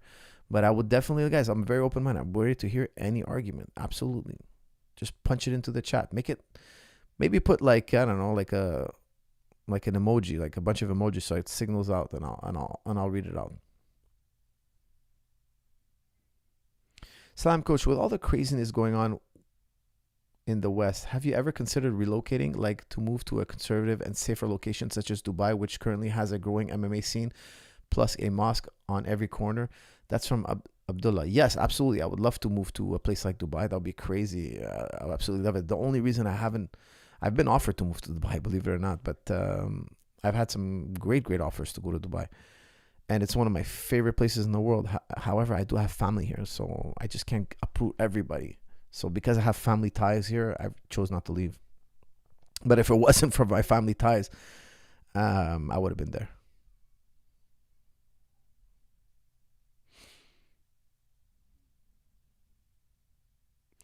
Hey, coach, what's your go-to BJJ bread and butter submission? That's from Herinder. For me, it's side choke. Okay, so I love the side choke now. I've been doing it for like over a year, and I absolutely love it. I think it's better than a rear naked choke. I think it's like the best move. One day when I figure out all the millions and one ways I get to it, I'm really deep into discovering different ways to get to side choke.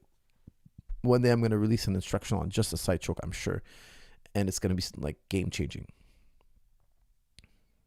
Thoughts on fighters like Jared Cannonier and Matt Horwich. What specific things did they have success? What specific things did they to have success in MMA and starting it later than most? That's from Prab. I don't know, actually. I'm not familiar how these guys got so good later in their life, because you'd have to ask them, I'm not sure what methods they used or how they went about it, because there's so many possibilities in how they could go about it. And I'm not familiar with those two particular men's journey.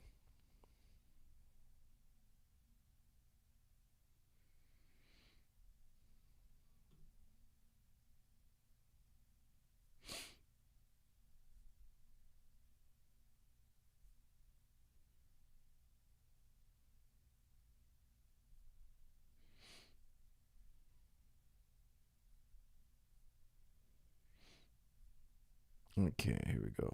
All right, here we go. Is this it? Who is he? I did your super chat. Joey Carbstrong, in my opinion, is the most interesting vegan to debate. Very respectful individual, intelligent, and not...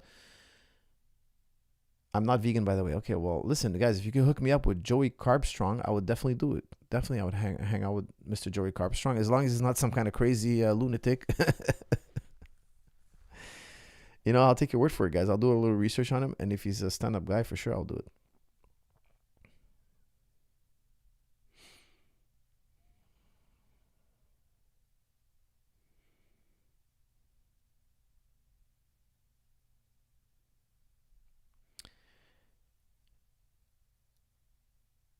Yes, actually, he had staff, coach. That's from Ciroc. So, Benoit Saint Denis might have. Somebody in the chat is saying he had staff. Let me look it up. Did Benoit Saint Denis have staff? Benoit Saint Denis.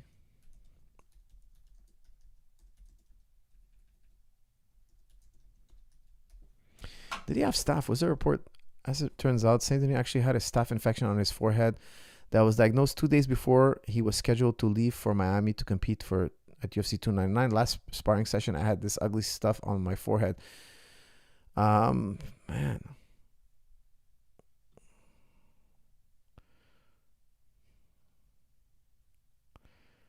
Yeah, so he probably had staph. Was 299 that fight? Because look, I'll tell you something. That would explain a lot about his cardio. And that's why he was trying so hard to get it done earlier. That's crazy, man. If you have staph and you're on the pills, man, I don't know, man. Just reschedule the fight. But it's tough. It's easier said than done because, there's so much pressure. Everybody's booked their flights. Everybody's hyped up about the fight. Like, there's so many obligations. You don't want to make that call to UFC, Like, it's just such a, they've done so much to prep this fight, to line this fight up. All the medicals, all the interviews. It's just so hard to say no. It's just so hard to say no. It's just so much. There's a lot of pressure. But fighting with half your cardio, I'm telling you guys, it's so weird because if you haven't trained on antibiotics, man, I tell you, it's not just a thing in your head. It's very physical. It's very, very physical.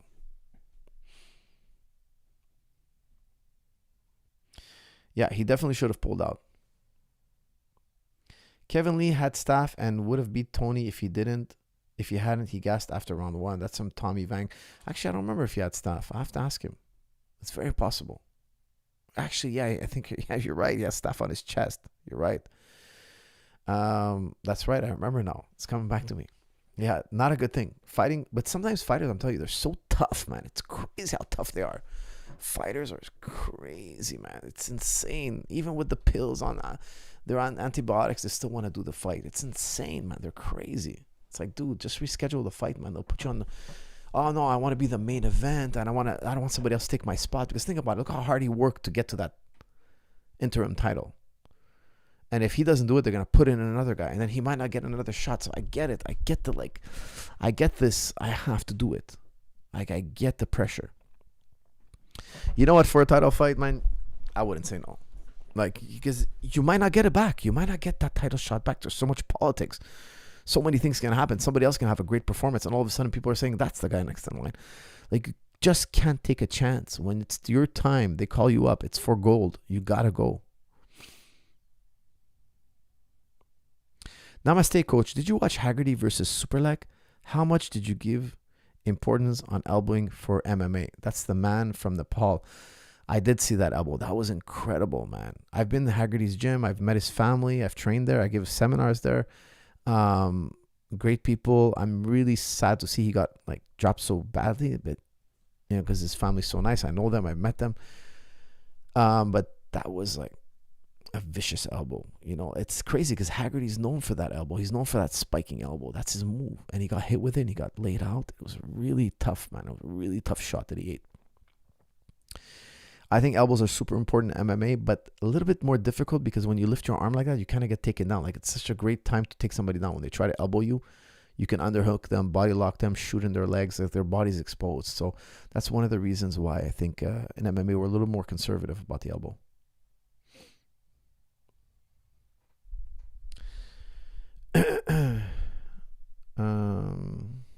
Adam Rogers, I think you should do a little research on him. Okay, so do a little research on him. Google his name, put it in the research, and see if he's always.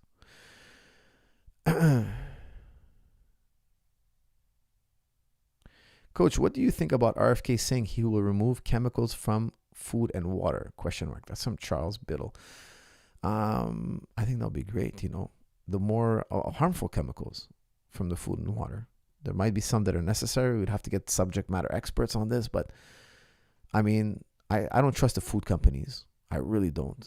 I don't trust the drug companies. I don't trust anybody who makes money off us. I don't trust them. So I think there should definitely be some type of government protection.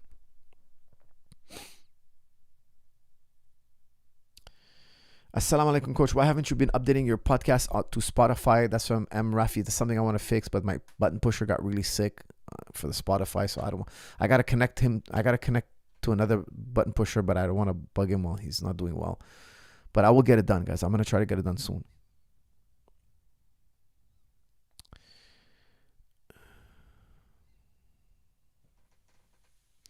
Why didn't God preserve other books? That's from Wajij. Look, it's a fitna. Okay, so why didn't God preserve other books? It's a fitna. It's a difficulty. It's a challenge for us. You know, God didn't give us like a perfect world to live in. He gave us a very difficult world to live in. And we got to make the best of it. And that's just another test for us. You know, that's how we see the world. We see that everything is a test. Everything is a trial. Everything's to show your true colors. If life was great and rosy, we'd all be nice to each other because we have abundance and, you know, we'd all seem so good. But limit the food, limit the amount of resource. And all of a sudden you're going to see people who are going to get selfish. They're going to start stepping on you to get more for them. You're going to see people's true colors. You're going to see what kind of person they are. And this is just another fitna because you know if the script is corrupted and I show you it and I prove it to you and then you're denying it. Well, that just shows what you are inside. You're putting your own ego, your own, I don't want to say your own group, you know, your own, how you identify your own traditions ahead of God. That's how I see it because you should never put anything ahead of God. In my opinion, this is how I live my life. Nothing's ever ahead of God. It's always God first. It's for God, I do it. It's for God, accept it. If it's for God, no problem. No questions asked. I have no reservation. However, if you put your ego or your tradition ahead of God, it shows who you are. It shows who you are. I think that's why it's a fitna.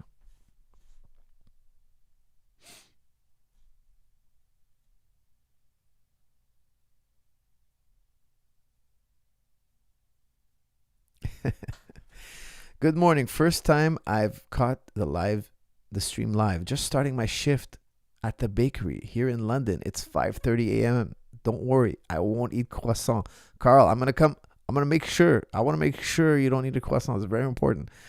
Carl, I hope you have a great day at work, man. You know what? Just for today, just because it's the first time you caught the stream live, I want you to celebrate with a delicious, melty, hot out of the oven croissant. Just this one time though, Carl. Just this one time. I'm going to let it slide. We're going to celebrate the first time you catch the live stream. Guys, shout out to Carl. He's going to have a croissant for all of us.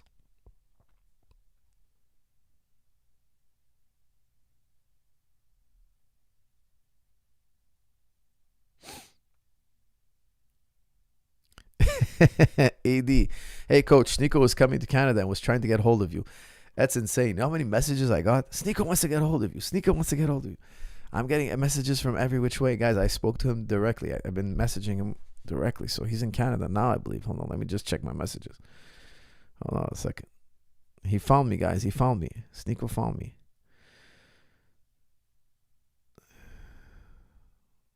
All right, man. I think he's going to... I wrote him back. I definitely did write him back. So he knows. He knows I'm in town. Thank you for letting me know, though. I love how you popped in the chat to let me know. It's awesome. Slam Coach, early prediction on Tyson versus Jake, assuming Tyson is on all the... What? Tyson versus Jake. Oh, is that happening? Is that still happening? Tyson versus Jake Paul? If Tyson's on the juice, he'll annihilate him. Razul. If Tyson is on the juice, he will annihilate Paul. I don't know if he can fight off the juice or how much juice is he on. But look, he's an older man. Who knows? I have no idea what kind of shape Tyson is in. No idea.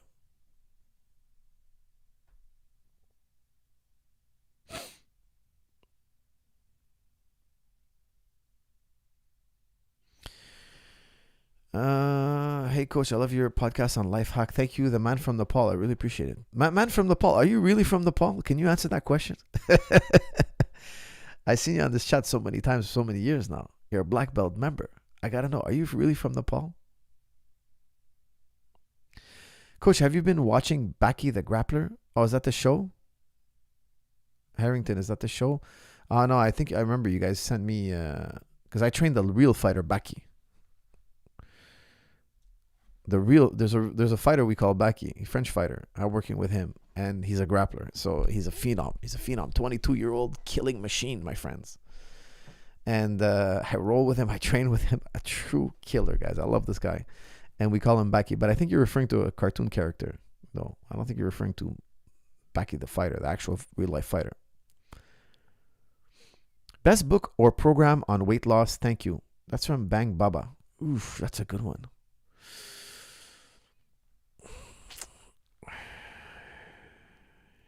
You know, I really got to write a book on like, oh, you know what's a really, really good book? Really, really good book. 3 Weeks to Shredded by Mike Dolce. Check it out.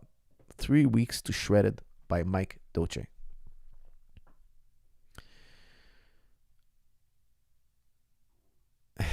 Carl. Carl Rose, guys, the guy we give permission to eat one croissant. He says, thank you, Coach. Very generous. I'll make a chocolate almond croissant. In that case, that has made my morning. Okay, Carl. Enjoy, my friend. Have a nice coffee, a croissant. But again, no more croissants for a year after this one. Enjoy every last bite. After you finish that last morsel, 1 year. Baki is in Canada. Question mark. No, he comes and he travels to Canada. He visits Canada. The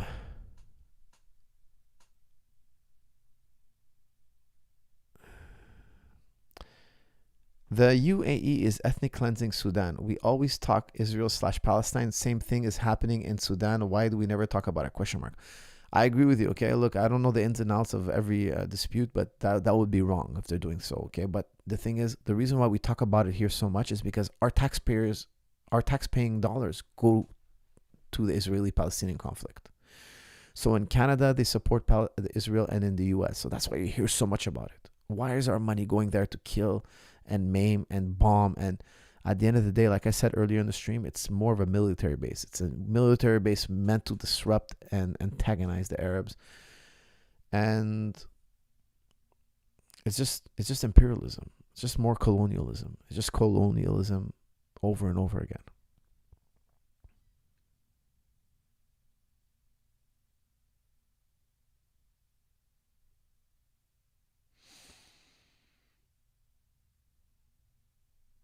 Coach, I've known Sneeko 2 years before finding out about you on JRE podcast, and he's going to visit TriStar sooner than me. That's from Ciroc. Ciroc, man, well, you got to make your way, man. Don't let him beat you to it. Coach, what do you think of the book Autobiography of Malcolm X? That's from Nomadic Layman. I haven't read it, actually, but you know what? I'm going to pick it up. I'm gonna pick it up. It's a sad thing that I haven't read Malcolm X's biography. I've watched documentaries on him, but I should read his biography, definitely. Thank you for that suggestion. Croissant Carl, that's from Brian Burns. That's a good name for him, Croissant Carl. He's stuffing his face with a croissant as we speak. Can you believe this? Tell the truth at least. If you weren't giving them any money, you would still be whining about the Jews. That's from Michelle. Well, look, here's the thing, okay? Look, we see it on the news. Why is the West talking about it? The West is talking about it because their taxpayers are going there. If they were talking about Sudan, we'd be talking about Sudan. I would get pissed off about it too. But if I don't see it in the news, I'm not aware of it. How am I supposed to talk about it? Okay, now, of course, I've heard about Sudan and I sympathize with them and I don't think it's right. And we should talk about it more. But people want to know where their money's going. And people want to control where their money's going. And that's where their money's going now. What about Yemen/Saudi Hajj money is funding this? That's from Hassan and Haytham. I'm not familiar with the Saudi Yemen. I know Saudi's fighting the Yemenis, but I'm not sure why the conflict. I'm not familiar. Guys, don't blame me for not being familiar with every single conflict. Now, I'll tell you something. There's another reason why the Israeli-Palestinian conflict is so well known. It's because it's been going on for so long. It's been going on for so long, guys. My entire life, I grew up as a kid hearing about Palestinians getting killed and murdered. It's been going on so long. I don't know when the Saudi-Yemen crisis started, but it's not been going on nearly 100 years. Israel's been colonized Palestine for over close to 100 years, over 70 plus years now. My best friend / training partner tragically died. I was first responder at the scene. How should I navigate this time and be a leader at our wrestling club? That's from Jordan. Wow, Jordan, I'm really sorry to hear that, man. My condolences to you. I didn't know your friend / training partner, but I'm sure he would want you guys to keep training and keep the good times going. I think you should take the appropriate time to mourn, reflect on life and death. What does it mean? What's the purpose of life? I think you should ask yourself the big questions because that can happen to anybody. I'm assuming your friend was a very healthy, strong individual, and unfortunately something took his life away. And you were a first responder at the scene as well. That must have been very difficult for you, but you, as a first responder, know how fragile life is. So I would tell you, you're probably going to be asking yourself the big questions. And I think it's a very important thing to do because most people wait till very late in life to ask those questions. And I think it's a very bad idea. You should ask those questions early on in life. Coach, what are your thoughts on the book of Enoch? That's from JJ Medina. I've never read the book of Enoch. Okay, so some people say it's a book that was taken out of the Bible, used to be in the Bible, and then it was taken out. I'm not very familiar with it. Coach, what are your thoughts on Sheikh Hamza Yusuf? That's from Katu. Guys, I really respect and admire him, but there's some things I think he said that I don't agree with. But I won't say more than that. I don't want to nitpick or split hairs, but he's an excellent chef.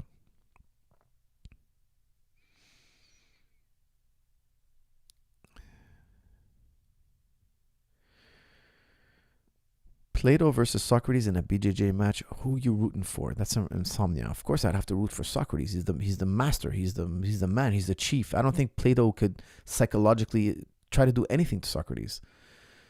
Of course, Socrates was much older than Plato. Plato could destroy Socrates. Plato was in his early 20s when Socrates was in his 60s. He would just annihilate Socrates. But I think out of respect, he'd probably just default and fall to his knees and let just Socrates pin him and beat him up.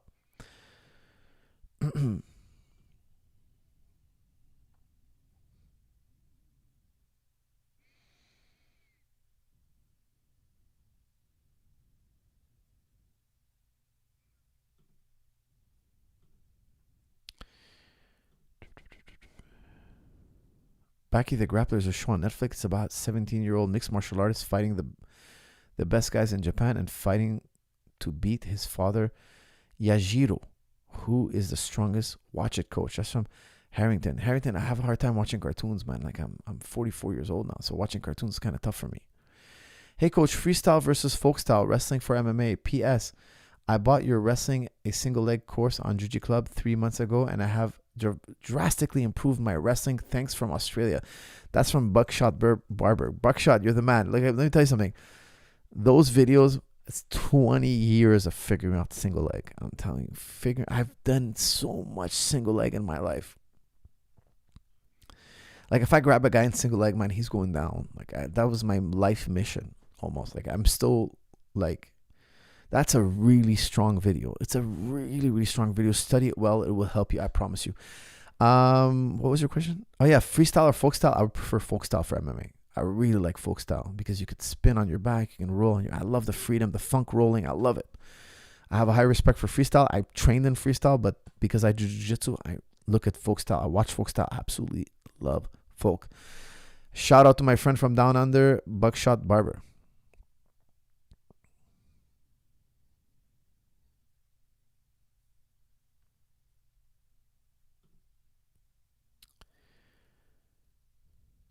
UN has designated the humanitarian crisis in Yemen as the world's worst ongoing humanitarian crisis. Death toll is higher than Gaza in a shorter time. That's from Hassan. Really? Okay, so that I wasn't aware of. I'm going to have to look into it more, of course. But like I said, it's so many atrocities going on in the world, of course. But the Palestinian one is just one that's been going on forever. And there's another issue with it is that a lot of us are scared that it's going to kick off World War III.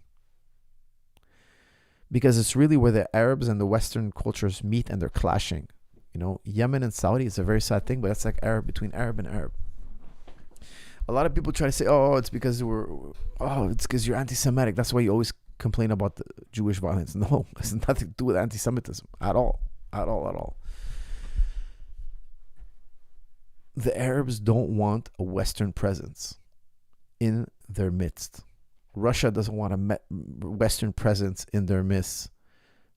America doesn't want a Russian presence in their midst. What do you think the whole Cuban Missile Crisis was about?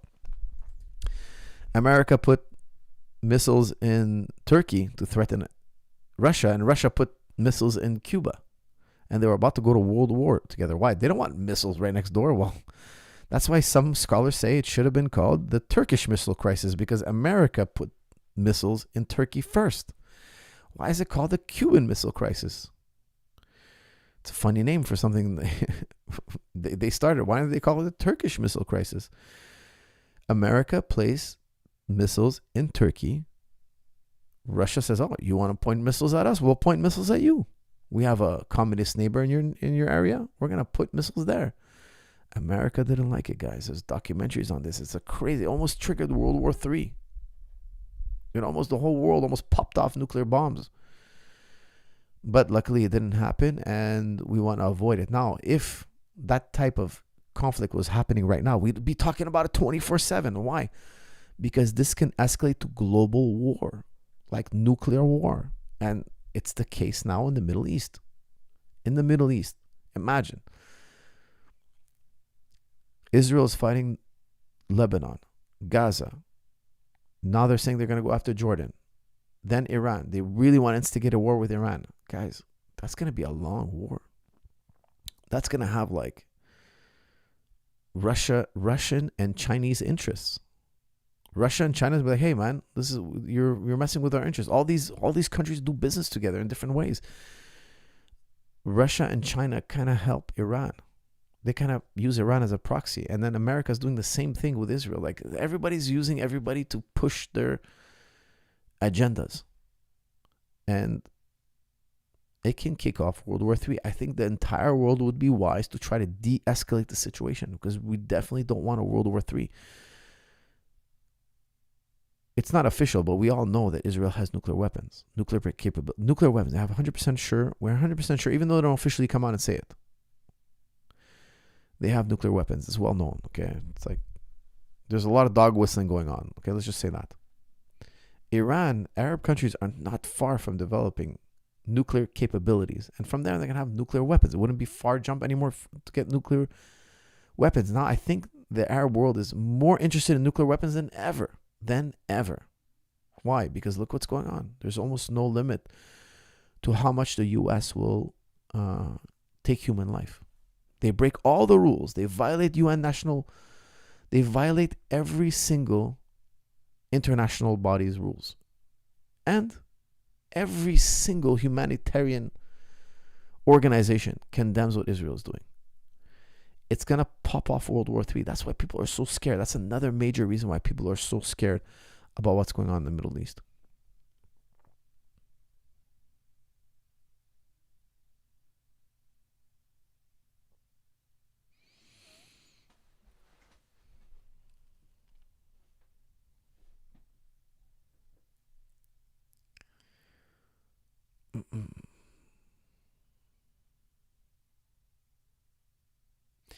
Coach, I'm not sure if I have staph or if I have ringworm or staph infection. How can I know what are the treatments for it? When can I train again? That's from Jati. Jati, I would really recommend you see a doctor or a pharmacist. Okay, definitely go see a pharmacist and show him real quick. And maybe sometimes they can like diagnose you right there because pharmacists are very familiar with that. Dermatologist would be best, but go see a doctor. Definitely, when I have ringworm, it's like a little ring, so it's easy to kind of notice. I put antifungal cream on it, and it goes away after like maybe 3-4 days. It dies off. Tea tree oil, get tea tree oil is also very good. So me, if I have staph, which is very rare because I wear long rash guards, that's why you see me wear I cover rash guards. Very important when you're wrestling. Wear a rash guard, super super important. But if you're on pills, let's say you're taking antibiotic pills, I also put tea tree oil on the staph. It kills it. Tea tree oil kills it, man. Again, that's a natural remedy, but I wouldn't recommend you just do tea tree oil. Make sure you go see a doctor, a dermatologist, show it to your pharmacist. But if you're taking antibiotics, if they diagnose you with antibiotics, I would really recommend also adding tea tree oil. Now, when you put tea tree oil, mix it with coconut oil. So take a little bit of coconut butter or coconut oil, because tea tree oil can be very aggressive on the skin. So mix it with a little bit of coconut oil or coconut butter.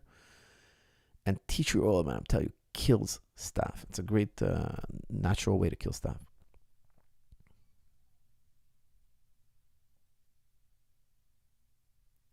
Thoughts on training BJJ striking through injuries. I talked about the pain rule earlier, so don't go past 10.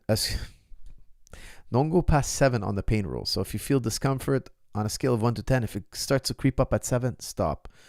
Never go past 7. Okay, so me, generally, when I have an injury, I'll do technique. I'll shadow box, or I'll do my jiu-jitsu techniques, my wrestling techniques. Then I won't roll. I won't spar.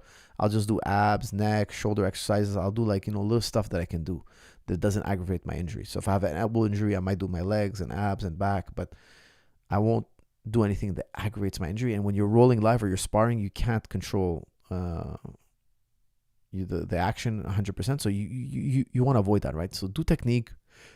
I'm a big believer in never missing a day of technique. I never miss technique. I do technique every single day. Dumbbell pullovers are better than keeping a neutral spine consciously when sitting. Pullovers work the intercostal muscles / serratus / lats. It makes the ribcage stack over the pelvic ribcage expansion. That's from Hassan Hayat. Hassan, thank you, man. Thank you for that. For us, UFC historian, first of all, a lot of people have been bringing negative attention to my brand after the coffee question last week. For the record, that was a hypothetical. Historian, UFC historian. I remember your name, but I just can't remember the coffee question. What was the coffee question? I don't remember what the coffee question was.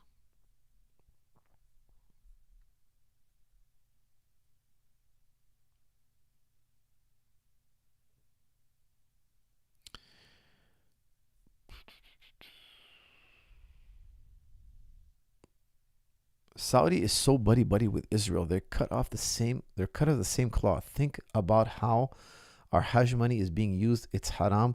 We can't ignore it. That's from Hassan Haytham. Well, Hassan, I'm not familiar with that. I've seen that Saudi has come out and said that they're not going to move forward with any plan until Gaza gets their own state, the Palestinians get their own state. So that's the latest I've seen. I haven't done a big deep dive on the Saudi government. Forgive me. I'm not a connoisseur of the Saudi government, but it's something that does interest me. I'll try to make time for it in the future.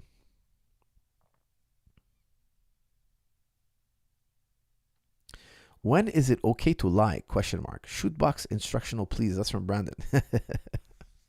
I'll do my best for you, Brandon.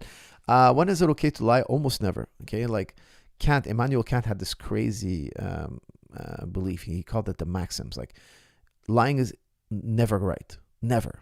Like you ask Kant, like Kant, that's kind of crazy, man. Like, what do you mean never? Like what if somebody rings my doorbell and he's covered in blood, he's holding an axe, and he's like, hey, is your brother here? And I'm like, whoa, obviously he wants to kill my brother. Yeah, he's next door. And then like the crazy axe man runs away with the axe trying to see. And I know my neighbor's not home next door. Let's just say I'm going to call. I just want to close the door and call 911 kind of thing. Let's say I'm not putting my neighbor in danger or something. Let's say I lied to the crazy axe murderer. Kant would say that's wrong. You can't lie under any circumstance ever. Kant used to say, look, if everybody can do it all the time, then it's okay. How do you know if something's right or wrong? Kant said, look, I'll tell you how you know something's wrong or wrong. Is it okay for everybody to do it all the time? If the answer is yes, then it's moral. If the answer is no, then it's immoral, and you should never do it. So it's like, okay, Kant, like, I should never ever lie. He says, no, under no circumstance should you ever lie. Okay, I think that's pretty insane, you know.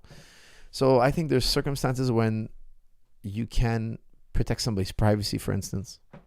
Let's say somebody, I don't know, tells you something privately.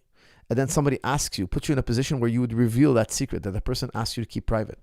Then I think you can protect that person's privacy and give out misinformation. But it would have to be something like very important. Like that person swore you to secrecy. It's private. It's their own personal information. You're not allowed to share it. You don't have the authority to share it. Then I think you have the right to protect that person. You have to take always the lesser of two evils. Okay, so this is always something we have to balance. Sometimes my two choices are evil. Which one is the lesser of the two evils? And the circumstance can be different. Maybe I have to violate my friend's privacy because lying to this person can cause a horrible outcome.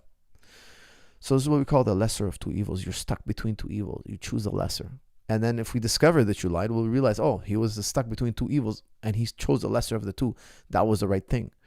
So Kant had no tolerance for a lesser of two evils. He was like, look, if it kills all of humanity, if you imagine I came up with a scenario, and I'm not coming up with one now, okay? But let's say, I don't know, here's a good, let's say some madman had me at gunpoint and I have the nuclear codes and he's like, give me the nuclear codes.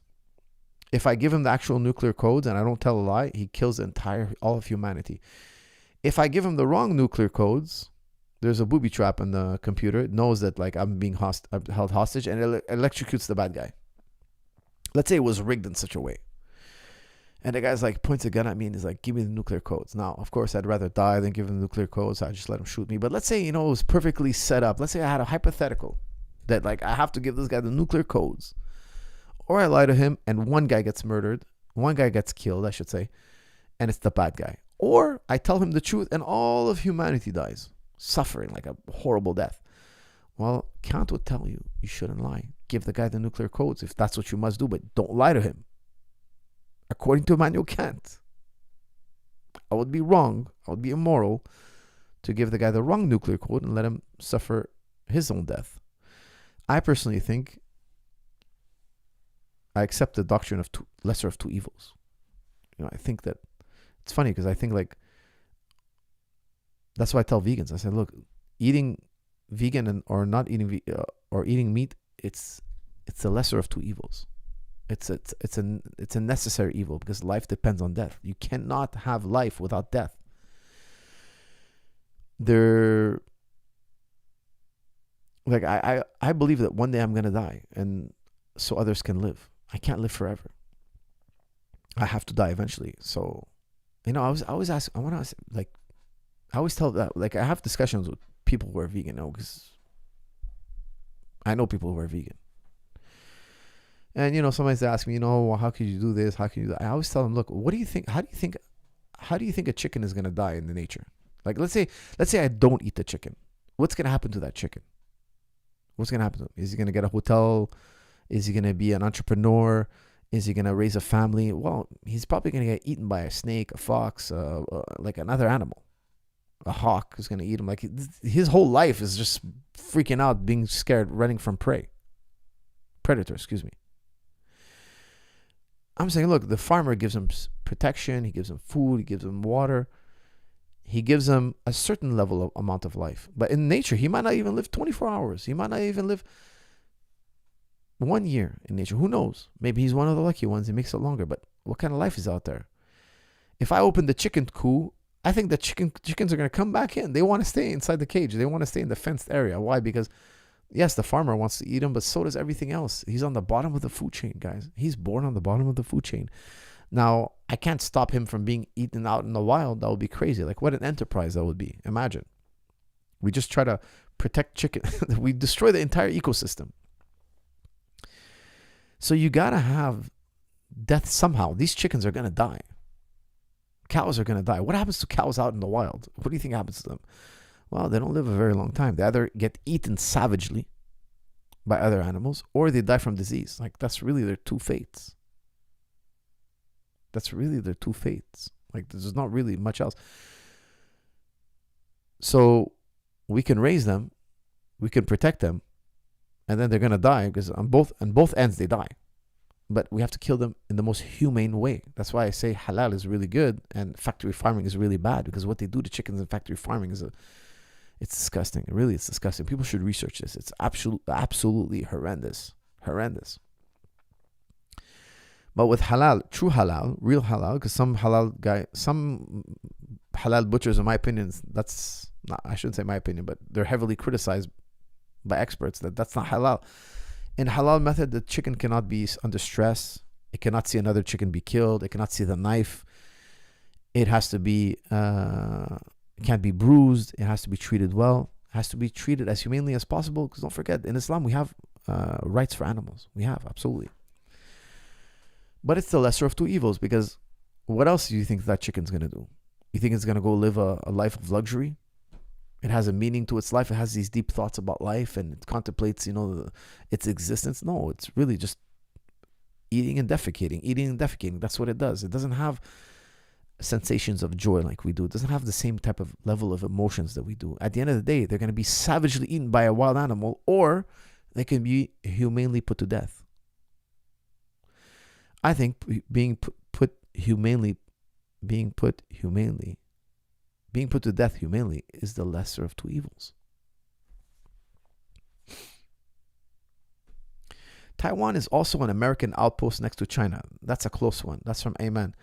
I agree with you. And that's why China doesn't want Taiwan to be independent. It says Taiwan belongs to China, and I understand them. Look, I'm not saying I agree with them. I just can say I understand the threat. Nobody wants a colonial state at their doorstep. Because why? They're going to come here and they're going to take your resources. Guys, remember this statistic. In America, the Americans consume 10 times more than the average citizen of the world. Think about that. If everybody in the world consumed like the way they do in America, consume resources like they do in America, the world can only sustain 2 billion people. We're 8 billion. Think about it. We're 8 billion people. Only 2 billion of us can live like they do in America. The amount of consumption they have. If we consume, let's say, like the most green Greta Thunberg type person, the planet can sustain about 40 billion, they say. 40 billion. Imagine what a crazy amount of people. 40 billion, that would be crazy. Think about it. We're not even 10 billion now. Imagine we had more than 4 times the people. The earth can sustain us. But not if we consume like they do in America. Okay, so in America, they consume a lot, and they want to keep that way of life. They want a trio with a dessert for $5. That's what they want. And it's cutthroat because I have to give it to you at that price, or some other guy's going to give it to you at that price. And it's capitalism. We're fighting for every dollar. We're going to do everything it takes. So they go out in the world and they colonize and they dominate, and they have over 100 military bases around the world, and they intimidate and they get what they want because they want those resources for cheap. They want to be rich. It's all about money and resources.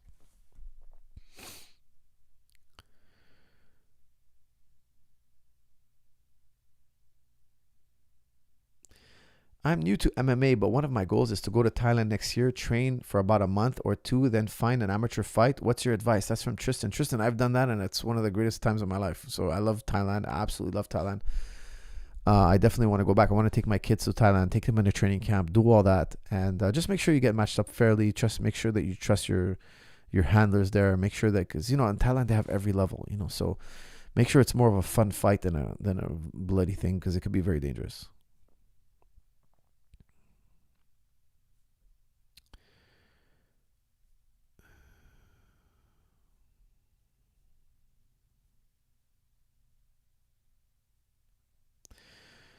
Watch the new podcast with Life Hack was phenomenal. That's from Muhammad Khan. Jazakallah khair, brother. Appreciate that. I'm glad you enjoyed it.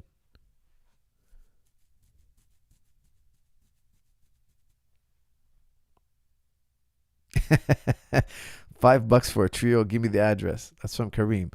Okay, maybe $7.99.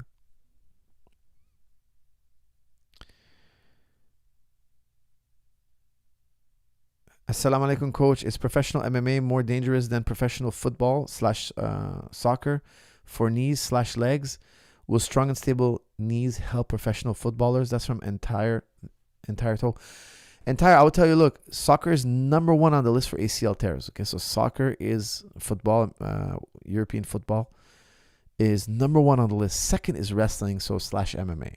Okay, we're a close second, but I would definitely tell you that strong and stable knees will build you knees that can withstand soccer.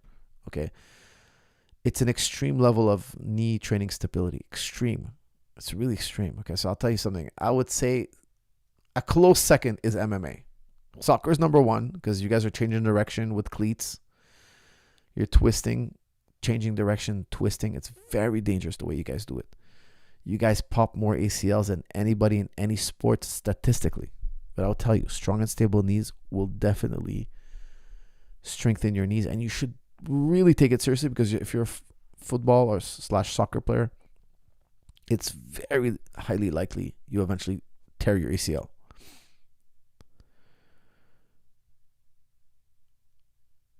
Coach, I heard your Barbie post-movie watch analysis few days ago and loved it. Would love to hear more movie analysis from you. That's from Squared Circle. Name me a movie, man. Name me a movie. Why not?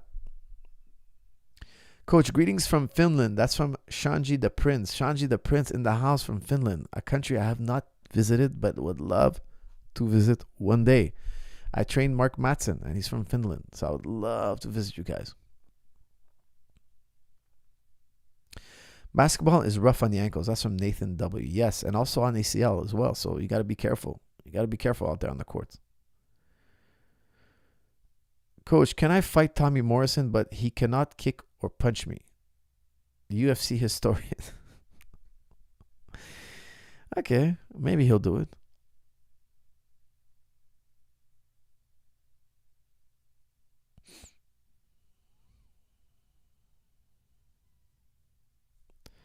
Missed the super chat. How did I miss the super chat?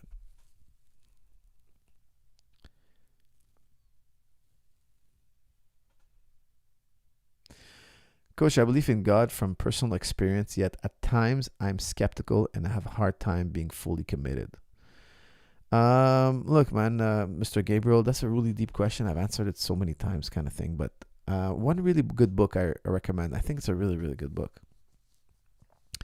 It's called Freedom Flight by Lainey Basham. Freedom Flight by Lainey Basham. It's a very short book. You could read it literally in 1 hour, but it's a very good book. I promise you guys, don't sleep on this book. It's a really, really good book. It's a really good book. And it has a lot to do with what you're talking about. Like the guy, I don't want to ruin it. I just don't want to ruin it. It's just like, you ever have like a life-changing moment?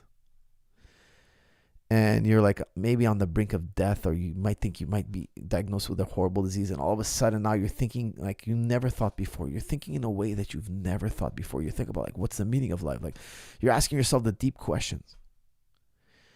This kind of book in 1 hour, and you guys know how I love things that hit the jugular quick. You know how I love it when things are simple, made clear. Einstein had one of the best sayings. He's like, if you can't explain it to a 5-year-old, you don't know it well enough. Like if you know your subject matter so well, you don't need to speak 3 hours to tell me something. You need 20 minutes. You need 5 minutes. You need 15 minutes. You can clearly cut through all of it and get to the core. I think that's such a masterful way to teach or send a message. And Lainey Basham does it in this book. Lainey Basham, Freedom Flight. It's an awesome book. You must read.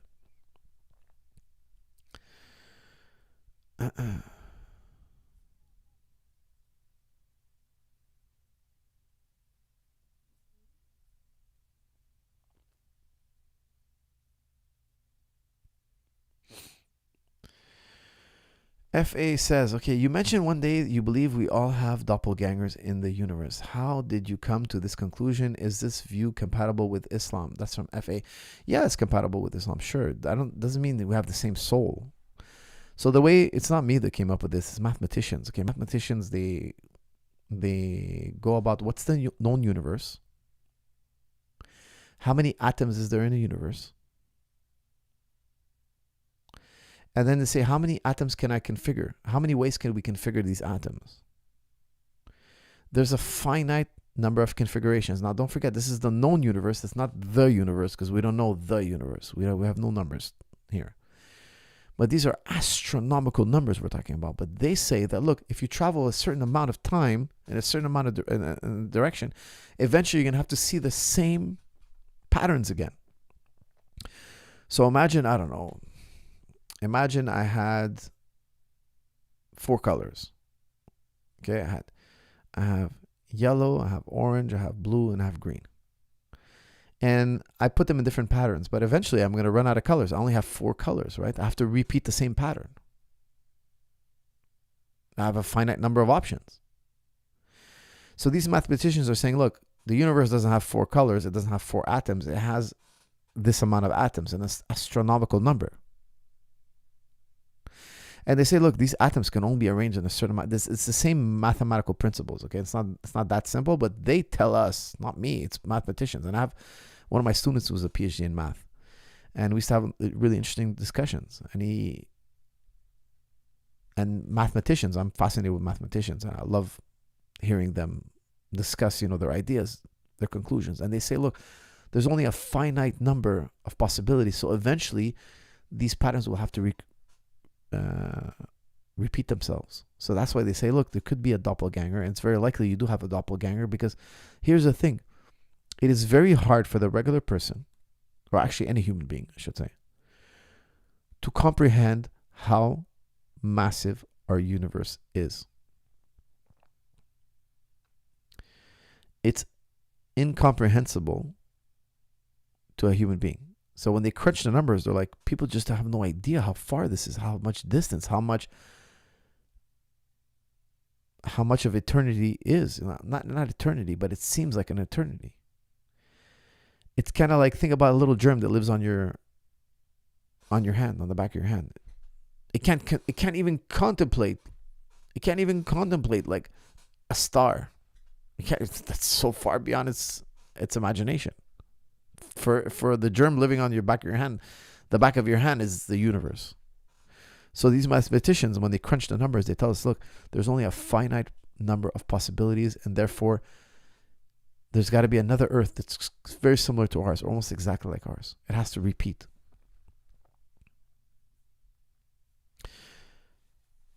Coach, have you ever heard of Albert Pike? Yeah, isn't that the guy who wrote the Satanic Bible? Albert Pike. That name rings a bell.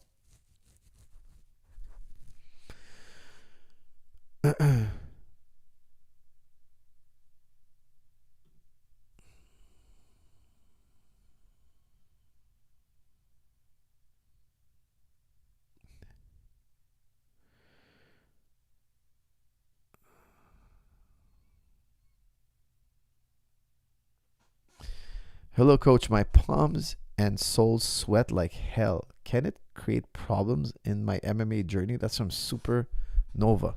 Well, I'll tell you something. I've worked with the guys who can sweat up a storm, let me tell you. And it can be a bit of a problem. Bring a towel with you to the gym. I make some guys, especially in the summer season, I tell guys, don't show up to practice without a towel. Bring a towel to the gym, because the surfaces get so sweaty. It's very hard to train. I have like air blowers on the floor, like I have fans on the floor, and it's crazy. But we gotta bring towels, man. You guys got to towel off between rounds, and we got to keep the place as dry as possible, because it can hamper the training. So I would tell you, just bring a towel with you. Don't make a big deal out of it.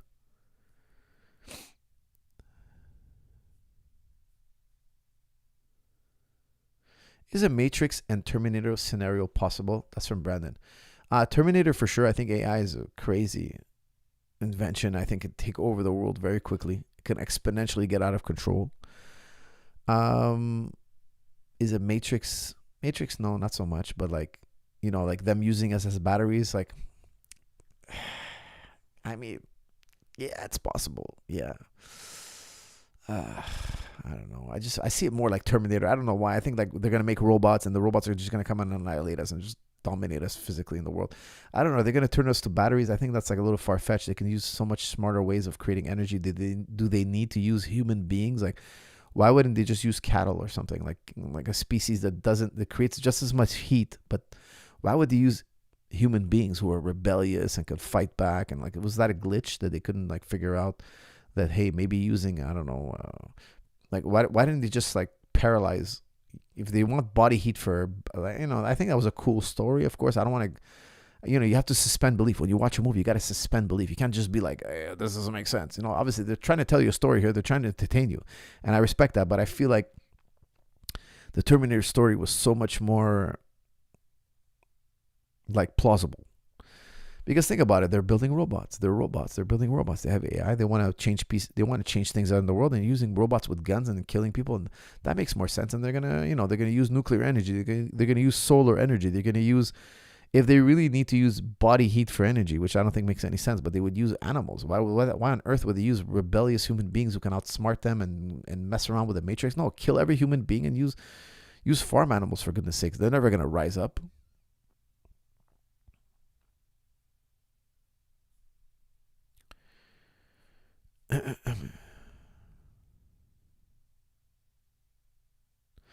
Roses are red, violets are blue. Hillary Clinton was never my friend. Make America great, or this is the end.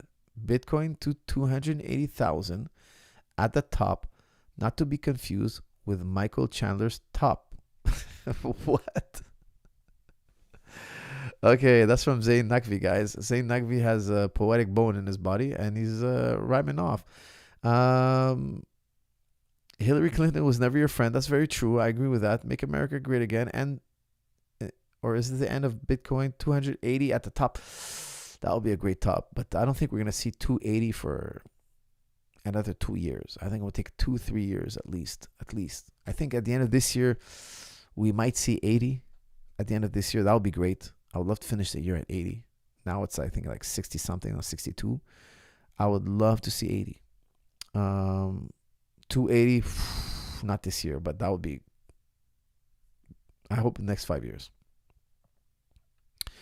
All right, guys, what time is it? It's 1:20, guys. It's time to wrap this up. We've been going 2 hours, and let's finish it off with a fun one. Something light, not too rough, not too hard.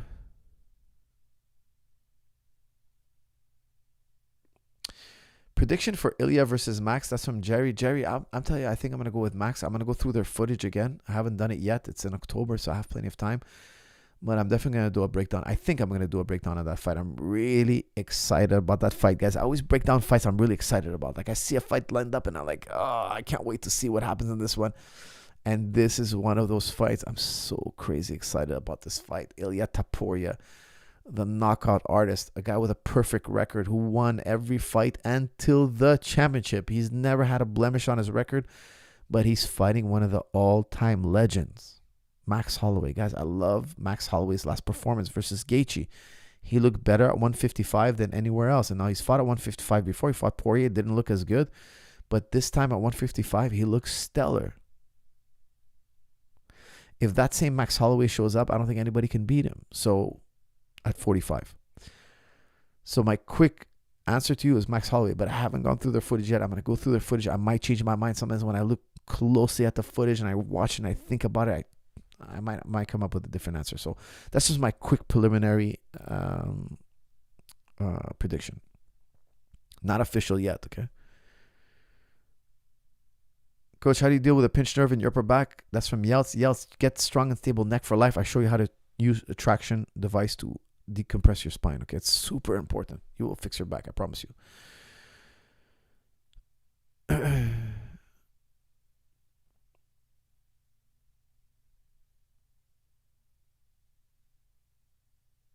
Coach, what's better? Coach, toxic masculinity or poison feminism? Which is better? That's from the man from Nepal. The man from Nepal. You never told me if you're from Nepal. Goodness gracious, man. Please, I need to know. Write in the message right now. Write in the text. I'm waiting. I'm not gonna answer your question until you let me know if you're from Nepal. I'm waiting here. I'm gonna pause this whole chat. I'm gonna let this whole chat wait. Is the man from Nepal really from Nepal?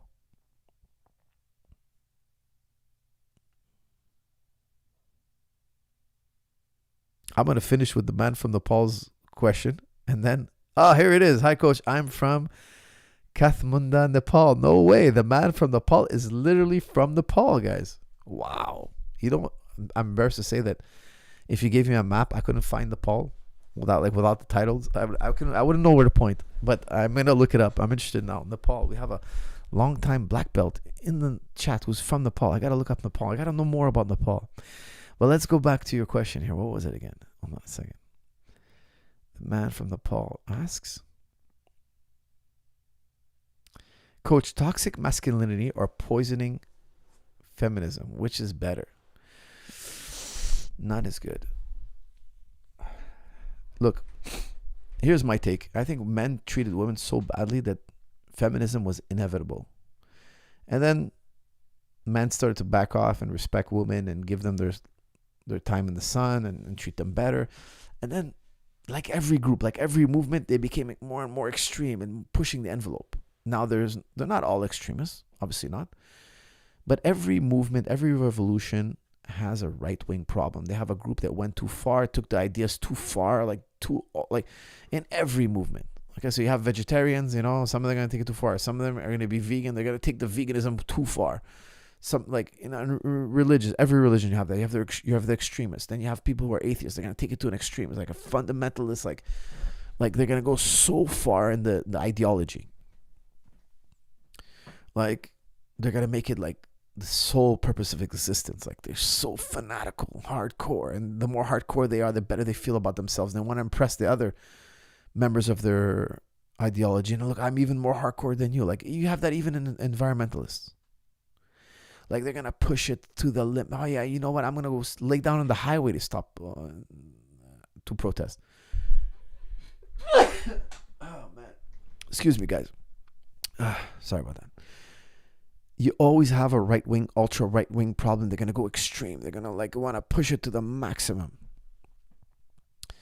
And you had that to a certain degree with feminism. Now, I won't say they were like totally off the chain, but there is some that are like too aggressive, and it became about hating men and crushing men. I know, again, it's not all of them. It's a sliver of them, but, they get a lot of the attention. And I think it's a question of men's behavior. Because at the end of the day, here's what people don't realize a lot of the time. I think men have a monopoly on power. At the end of the day, it's all about men. Women couldn't, by force, take what they want. No, you gotta kind of listen carefully here, because I'm not a believer in taking what you want by force. It's not what I'm saying. I'm just saying, if you can't take it by force, if you cannot, not that you should,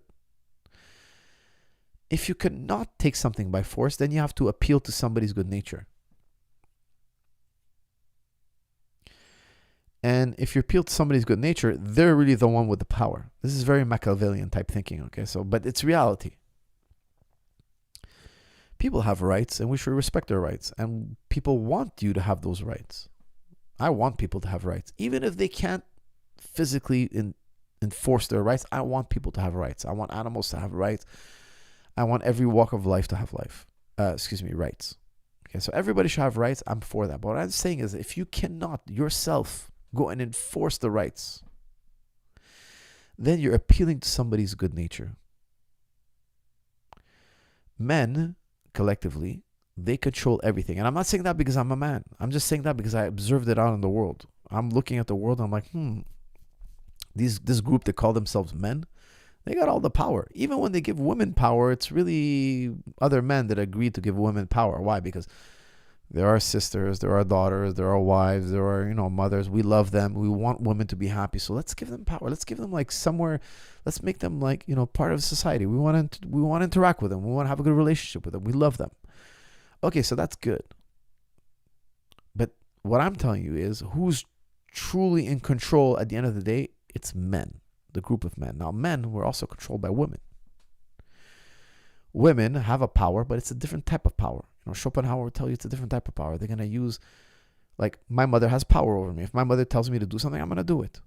Like, if my mother wants me to do something, well, because I love my mom. She carried me when I was young. She fed me. I feel I owe her, like I love my mom. That's a power. But it's not the same kind of power that a man has. A man can, like, physically, not a man, but men, I should say. Men are basically what I'm trying to tell you is the world we live in, it's all decided by men.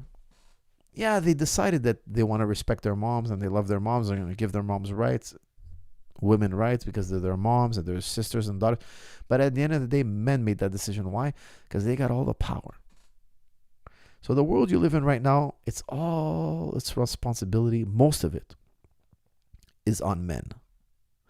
So if you don't like what you see in society, I think generally speaking, the culprit is men. And I'm saying it in a Machiavellian sense. Of course, women have rights. It's written in law and they should have those rights and it's exercised. But those laws were put into power because of men. Men with guns, men with power, men who we had no choice but to write down what they wanted and live by those rules. That's how society was brought together. Men have the ability to exercise power in the most violent way.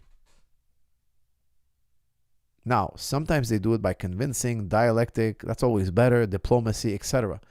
But that's because men fought wars to say, look, we're going to do it this way. It always comes back to somebody who won a war and said, look, this is how we're going to do it. And it wasn't crazy. Doing it diplomatically wasn't crazy because even the guys who win wars are like, look, how many wars could I win? Let's end this war thing. Let's end this killing, this misery, this suffering. Let's get wise. Let's do it in a way that kind of makes everybody happy. And you don't want to kill me and take my spot anymore because we're doing it in a way that everybody gets a little of what they want. So, I mean, that's a very, I think, complex way to put it. But at the end of the day, men have monopoly over power. Don't forget it. Guys, with that said, don't forget to use promo code LevelUp50OFF. Get anything, absolutely anything, 50% off on JujiClub.com. I enjoyed this episode as always, and I will see you all in the next one. Thank you.